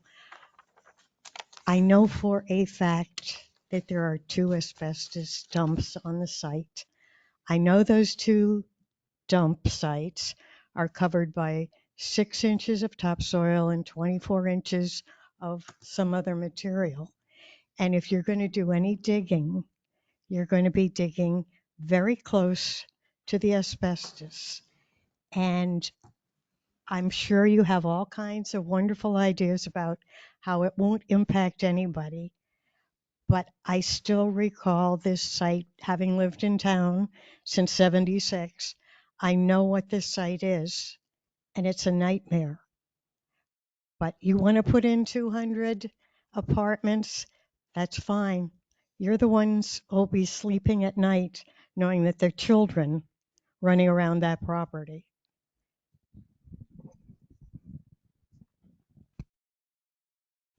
Before you close, can I ask a question? Yes. Yeah, Chuck Mitchell, Caleb Hill. I guess I'm kind of wondering as I look at this project, whether or not the apartments would have to be a condition or financially feasible in order for the manufacturing component of Wallace to go in. And if that is, then that I believe would require zoning approval or a variance exception. Also, the fact that I would think that given the history of this project, a sufficient number, before I would even put money into it, a bunch of test borings on the site to make sure and check for contamination, working out any kind of traffic patterns, not unlike what Mr. Damon mentioned. And not only that, but there's also going to be a proposal coming forth to the town here very shortly from someone across the street who wants to also have apartments. And I can't imagine on that one corner all of this coming together. And I'm thinking that all of those things need to be taken into consideration before this project moves forward. Thank you. Valuable feedback. Mr. Trombley, being the person that will probably spend more time than anyone on the site, certainly doesn't want to build something that's unsafe to him, and nobody wants to do anything that's unsafe to the public or children. So the good news is we have a very vigilant DES and state administrative process that will make sure that if we can do it by zoning and planning, that it's going to be safe. The gentleman's comments are excellent. Good to know about the project across the road. I was not aware of that. We'll certainly look into that and do some more homework on it. And he's absolutely right that there will be a significant amount of due diligence that will be required before going forward, not only for Mr. Trombley, but if you could imagine, to do a project like this, you'd need a financial partner, a bank or an insurance company that typically does this type of project. And they're generally more demanding than the actual owners. So if this gets back before you in some time of application, it will be vetted by the state authorities as well as some lenders and Mr. Tremblay's corporate team. So appreciate all the feedback from you and from the public. All the information we can get tonight is super helpful in charting the path forward. All right. Thank you. Thank you. Thank you. Do you want one of these? Yeah, I'm allergic to this room. We have another conceptual. Rip the fans down. I'm cold. It's been a long day. This much, so I couldn't. Oh, no. Chilly last night. All right.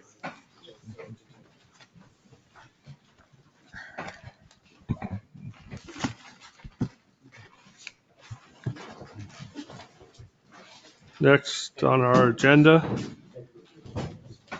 is another conceptual to subdivide the 2 lots. Silver Lake SPE LLC, map R21, lot 49, 91 Silver Lake Road, Forest Island. I don't know what that is. What? Forest the island on Silver Lake. Oh. Hold on, okay. I don't know what that is. There's still less partying there. What'd you say? That What'd you say? I didn't hear what you said. Forest Island? Forest Island. I could walk down and walk back. Is that this island? I don't follow. I knew the owners of the island when I was a teenager. Oh, okay. All right. I brought 5 copies. Sorry, I see there are 6 of you. I don't know. We can share. We'll share. Oh, sure.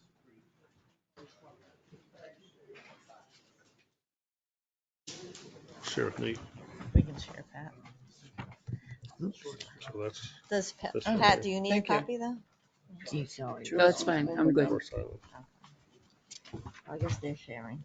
You sharing? I don't know. I guess. Forest Island, Or there's 2 houses on it. formerly Do you want me to Catherine's Playground. identify myself and Sure, get yeah, just rolling? identify yourself for the record Okay, and sure. let us know what's going on. Okay, thanks. My name is Jeff Abrams. I live in Northfield at 50 Keyser Road. I'm the managing member of the LLC that owns this particular property. It's basically just myself. And I bought it just short of 4 years ago. And I don't know if you're all familiar with it. It's a quirky property. There's one island in the middle of Silver Lake, and this is it. And so it's one tax parcel, is my understanding. The island itself, there's also a driveway that's just sort of a grass dirt road driveway. That's a separate tax parcel on. That's where 91 Silver Lake comes from, and so the concept here is there's 2 existing houses on it. Obviously, it's a seasonal property, but they have electricity out there. Again, I'll assume you don't know the property, even though you might. So there's electricity out there. There's obviously running water from a well and a septic system. Actually, 2 septic systems out there. And so there's 2 existing houses. And basically, what I'm looking to do is cut the property in half. I'm not looking to build anything new. I'm just looking to basically split ownership into 2 so that there could be 2 separate owners, in a subdivided sort of way with 2 different tax parcels. There would be some arrangement so the driveway parcel would remain one parcel, and there would be some easement arrangements related to that where either both parties would own it jointly, but not looking to change the subdivision on that parcel. That's just a narrow strip anyway. It's really just the island that I wanted to get a sense of, because in particular, I don't have any experience with subdivision in my life. I've owned other real estate, but I've never subdivided. But the notion of like road frontage, there is no road frontage for this property. being an island. So I don't know how that would be treated in terms of, the basic requirements of a subdivision. So in the packet basically is just the two different tax cards. There are two different tax cards for the two different structures on the one parcel. Again, I'm not that familiar. You guys all know that better than me, I'm sure, but I just figured I'd note that there are two different tax cards for the two different structures. Again, not proposing any changes to those structures. Really just looking to, well, I'm repeating myself now. So that's the concept, I guess, to the extent this is conceptual. And it's as simple as that. Yeah. Where is the driveway and how does one get to the driveway on the island? I'm sorry if I was unclear. So to get to the island, you need a boat. Okay. So it's a true island in that sense. There's no way to the island other than swimming, or sometimes if the water's low, theoretically on one side you could walk to it, but there's no driving a car to the island. And so, sorry if I misspoke. I don't really have an aerial that shows both, but across the lake is the driveway I was referring to. That's essentially just a strip of land. So if you So think they about it, in own order the to island and they own a piece of shoreline. correct, that's basically there's a dock. So it's a driveway and a dock point, and so there's a dock that is sort of the access to get to the island. That's private access in terms of a dock and a driveway. Sorry if that was not That's clear. in Tilton? It's all in Tilton. If The you drive down electricity. Silver Lake Road, Hmm? or go over the railroad tracks, just past Ashalot is this like little, you would look at it and say it's a road to nowhere. It's Yeah. just a little short drive. Like you said, there's a dock and. Exactly, yeah. Been there. I've been there. And so there, the electricity comes from the Belmont side, but that's the only Belmont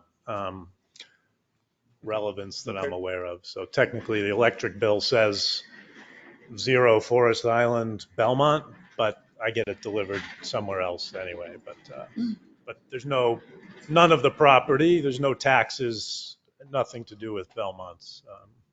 There are two different map and lots, so that would make me think it has, I got map U03, lot 3, and then I got map R21 and 49. My understanding, the U03 is the driveway Yep. piece, and then the island is the R21. Yep. If I have that correct, yeah. But the R21, I think, has two tax cards, even though it's one parcel, is my understanding. Yeah. Yeah, each Is any of this structure in would current have its use? own tax card. That's my understanding, yeah. No, I'm that's sorry? not enough acreage. It has to be Okay. 10 acres. I think it's 8 acres, Or 11. technically 8 8. acres Is it total. 10 or 11 for current use? Well, not counting what, like if you have to have 3 acres dry, you have to have 10 plus 3 to have current use. Okay. There's only 8. So you're not What was gonna- that? I didn't hear that one, actually. We're just talking about current use requirements. Okay, You're not adding to this, you're just dividing it in half. correct. Yeah. I mean, it's a non-conforming lot as is because it's an island, right? No. It's an island. The island itself makes it unusual. Tilton doesn't have any zoning to do with island. This is our only island. The only island Tilton owns. Right, but in the If you sense go of to like, Guilford or, We you know, have those places with lots of island. islands. Northfield just gave us. Well, that's right. We now have We the have 2 island and the river. islands. That's right. We That have where 2. the band plays sometimes, the one across from Yeah. Cumberland's? Okay, Yeah, we have 2 islands. I didn't But, know if that's Northfield. Yeah. No, I- no. No, but no one lives there. I don't know who owns that one, but I Hilton assume the does. town Hilton owns it, does. yeah. We all own it. That's ours. Everyone in this So room owns you're it. not, all you're gonna do is divide this into 2 separate lots. It's purely an ownership thing, just trying to have 2 different owners for the, correct is the answer, simple answer to your question. And we were considering, I mean, the other possibility to achieve in effect, and I'm just at the preliminary stages, would be like a homeowners association where, you don't actually, but I don't know if that's more complicated or less complicated. I don't know if the town gets involved in something like that or not when it's just 2 units, but it seems like the subdivision would be the cleanest and simplest for the ultimately 2 owners, but just me at the moment. But You seem to have the acreage as it pertains to it's medium residential, right?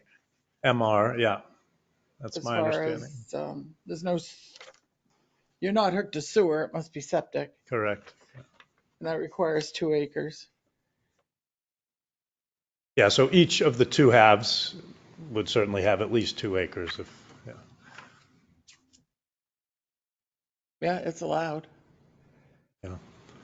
So he But would I have just to, didn't know the road frontage, I guess, how you would, I'm not trying to, Well, it's, I'm not trying to snatch defeat no, from the I jaws mean, of victory, but obviously, yeah. we would, there's no It- road. NA, or I guess technically 100%, since you have access via the boat to every Yeah. exterior inch of the island. Like, I mean, you could argue the technically, whole thing is road frontage. right, I mean, technically, the property that accesses this has road frontage. Right? The Everywhere. driveway, you mean, Everywhere. on the other Your side? driveway has road frontage. Yes, Yep. yeah, Just because you have a very wide culvert to cross. right. It's a strange one, no doubt. I think one of his questions is, does he have to have a surveyor's plan to come in with a subdivision as is required in the subdivision application? Our subdivision regulations allow us Well, because some I wonder if it even has island in it. leniency in that, if you will, in that way. we don't have a What was it? we don't have a separate process for splitting a property up. We only have the subdivision Wouldn't he process. have to do that anyways? That is a split of subdivision, That's is a what he splitting did. property, but within our subdivision regulations, and I have them down somewhere because it was for another property. It's right here. It allows us to, instead of adhering to all of them,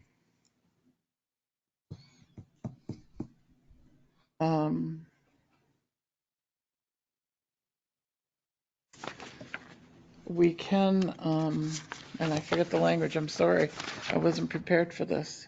Sorry, I What? don't know that either. So we have you can have an application for minor subdivision approval, but even more than that, it says somewhere in here that we can be very forgiving with our subdivision regulations with a subdivision that is very simple. Wouldn't he still need a survey? To file with the registry of deeds? Yeah. Yeah, for your deeds, you need to delineate the lot number and then it should have some meets and bounds. Right, makes sense. Yeah, because I figured you'd have to do But it wouldn't something need, as it far wouldn't as need like the much county. because you just pin here and pin here. Mm-hmm. And go off the existing deed, but what you just And then said, sort of. just 2 yeah. additional pins and it'll say how many feet along here to this pin to this pin. Yeah. Just gone through this. Good thing I know about that. I almost feel like we need like a bisection if you're just taking one lot and splitting into 2 lots. And each lot will say approximately how many acres / square feet. Right, depending on, yeah. One side, my understanding of the 8 acres is that, this is approximate, like 3 acres is kind of wettish, marshy-ish, and there's maybe 5 acres of dry land. So one side would probably have most, if not all, of that marshland. So it might be like 2.5 acres and 5.5 acres, for whatever that's worth. But obviously both would have at least 2 to satisfy that. You find it, Karen? No, so it's not in that. I thought I had copied it out. No, it's in the regular subdivision. I mean, we don't need to look for it now, but it's doable. And it's just currently the same owner. So I guess, not to interrupt, but sort of in terms of the process, it sounds like it's a minor subdivision plan application. Is that the process? I've never done that. So, okay. So that would be the path to follow and then. Yes. Less than 3, right? Less than 3, correct? Less than 3 is a minor. And so I guess taking a cue from the prior person standing up here, is there any red flags that jump out or yellow flags that jump out that give you pause to the concept, I guess? Not that I'm seeing. No? Simple. Should be very straightforward, Okay, great. except for filling out the documentation as Sure. a lot of NAs. Yeah, okay. Great. Well, thanks for your time. Mhm, Appreciate Thank you. Thank you.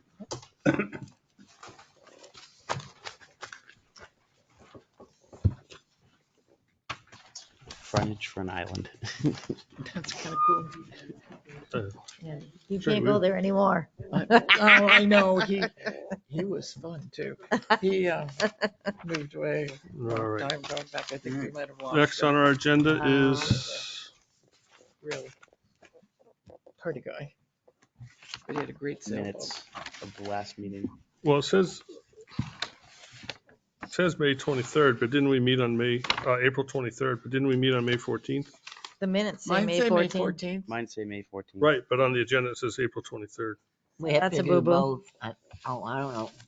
We had to do both. We didn't do them. We put them on hold. I thought we did them last time. Did we? I thought we, for some reason, thought I have we a did. big correction for the Oh, minutes for May 14th. My name is spelled wrong, except for in the attendance. I think we Did did this do happen them, 'cause last I time? remember you saying that. Well, yeah, I don't know. This Oh, one, this says Dembitsky. only in the attendance, if you go down to the next bold, it's SKY. And then on page, I don't know, 4 or 5, yeah, 4, Give 'em with it's, them, it's all SK, it's ZK. Baby steps. So after, when approval, I'd like that added. It's It's Pat. Oh, I think she was talking to that guy. Right. That's So- all I have for a comment. I'll make a motion to accept the minutes with the corrections as pointed out by Ms. Dembinski. A second? with a Z. Second. The Z. Who seconded it? I Yep. did. Ms. Dembinski. So there's a motion and a second. Make a note that to correct the spelling of Christine's name throughout the entire Dit- minutes, not just the first Ditwitzky. time they're there. ZKY. I'm just, Not me. well, just making sure it's on the record so whoever's recording this. So we made one change, but we need to do all the changes throughout and carry out her name. So spell check is good for that. Check always messes me up. If your computer learns her name, it'll. True, true. Yeah. All right. Any other? Oh, that was the motion. Second. Any other discussion? All those in favor say aye. Aye. Aye. Opposed? Motion passes. Other business? Oh, I do. Mr. Chairman, this came in today, addressed to me, and I got to bring it to the board on Thursday, so I thought it would be appropriate to bring it to you tonight. The town of Tilton currently has only one commissioner appointed to the Lakes Region Planning Commission in accordance with New Hampshire RSA 36. Each member municipality having a population of under 10,000 shall be entitled to 2 representatives on said commission. As per RSA 36:46, we are requesting that the planning board nominate and the select board appoint one more commissioner to represent the town. In accordance with with LRPC bylaws, you are entitled to appoint one alternate commissioner. The alternate position recently filled by Paul Branscombe is now vacant. Commissioner terms are 4 years unless there are remaining balance left by a prior commissioner or 2 are appointed at the same time. Please note that the vacant commissioner position has a remaining term balance of November 9th, 2024, and the vacant alternate position has a remaining balance of May 3rd, 2026.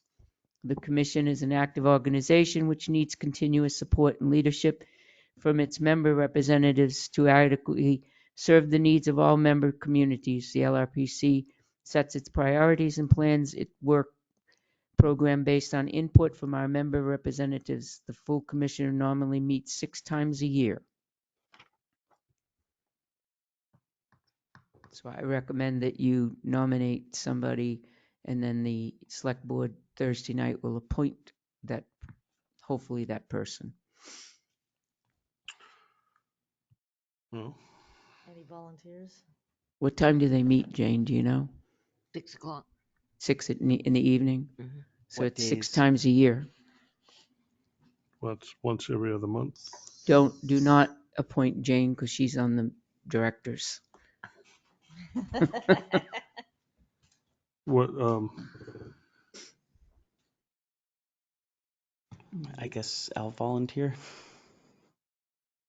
Unless it's, well, I guess it I'm doesn't not matter what day it's available. on because the I TNFD just, no way I stuff. have time. So you three? So this is a nomination, I'm so already, You can't. I figured. Going once, going twice? all right. Hearing anyone else? Mhm. I'll make a motion to nominate I'll second it. Nathan. okay. There's a second. Any discussion? I seconded it. I know. I didn't know, but you hear me? All in favor? All in favor, say aye. Aye. Aye. Aye. Opposed? You're it. Right, Yay. Nate. Well, Alternate. alternate. I nominate Eric Pyra. I second it. Wait, that's 6 years. No, 2 years, right? 2026. 24 is the. 2026, that's 2 years. All right. Alternate. That's just alternate. It's fine. All in favor? Aye. Aye. Aye. Opposed? Okay. I suggest, good, Pat. I suggest we have a conversation about what we want to do with a certain driveway. Should that be on the record or off the record? What we want to do with it is on the record, but we were advised it's our business unless we want to share it. I think the big question is, do we want to take the first suggested, I can't talk anymore, suggested opinion, which is to talk to the Public Works Director, have him go look at it, see what he thinks. Yes. I think that's a good let's do idea. that. So have Would the- you like have- me to speak to him? Yes. Yes, Catherine.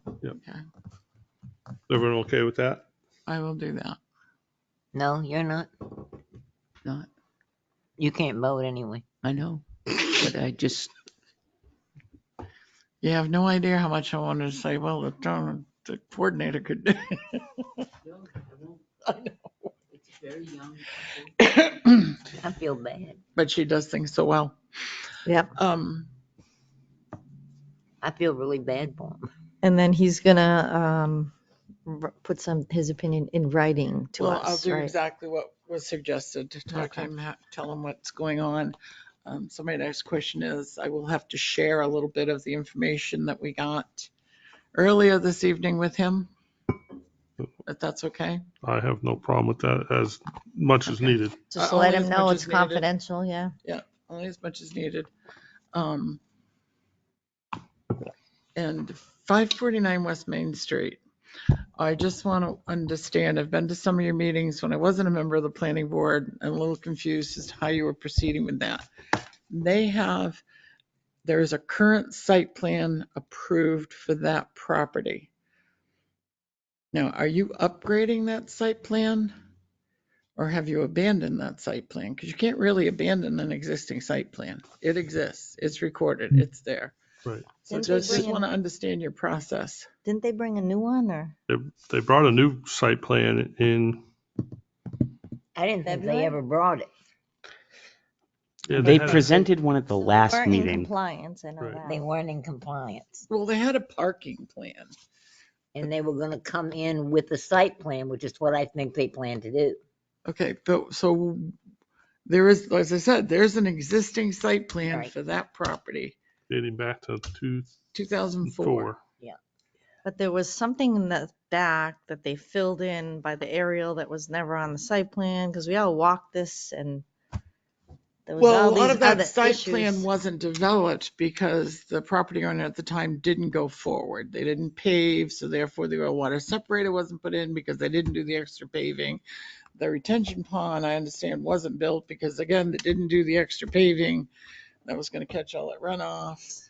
But Something was nevertheless, filled in, wasn't it, when we walked that? well, that's, So there was the concern of a site plan was conditionally approved, but was never followed through on, and that was the one on record. So it's undetermined as to what things ever existed or were, were filled in after the clear so are you cutting. using that existing site plan as a base to go forward? That would make sense to me. Okay, I just want to Yeah. know, like I I said, don't know how other I people want to feel, know but how that you're would make sense to proceeding. me. I would have, as a property owner, I would contact, surveyors and have them do a map plot for me and then go, hey, this is what the property currently looks like. But We'll see what she brings, I guess.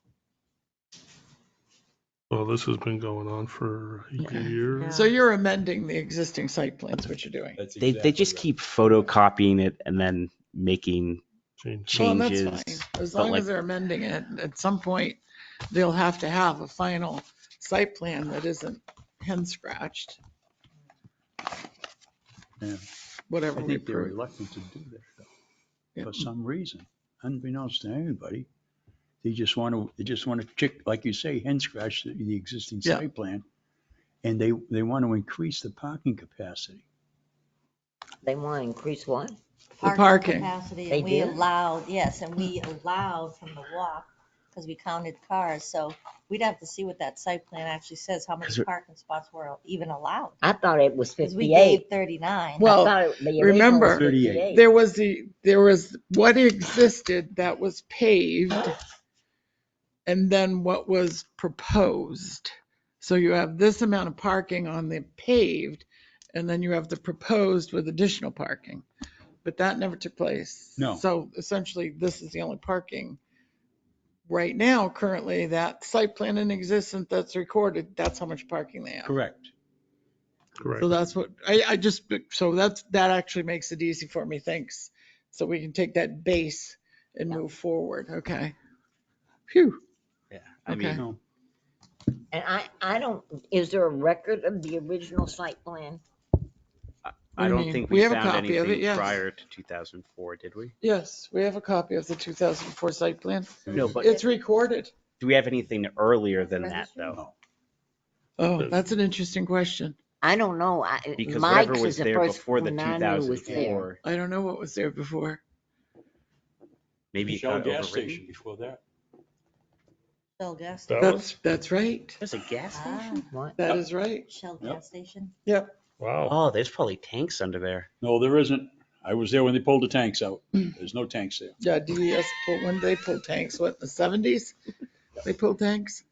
They found an empty stub of a pipe and a part of a pump. That's it. And they dug it up.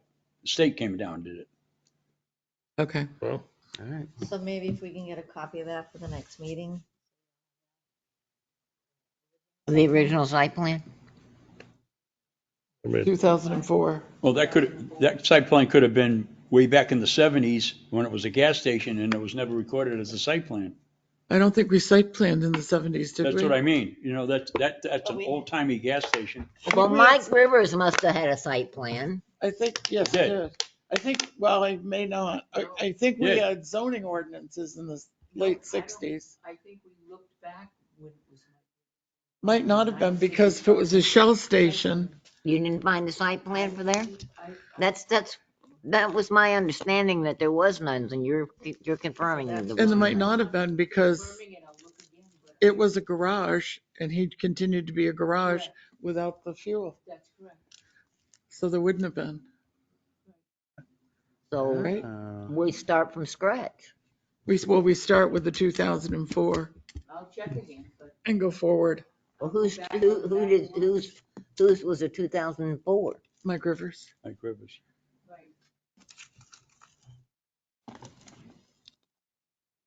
Okay.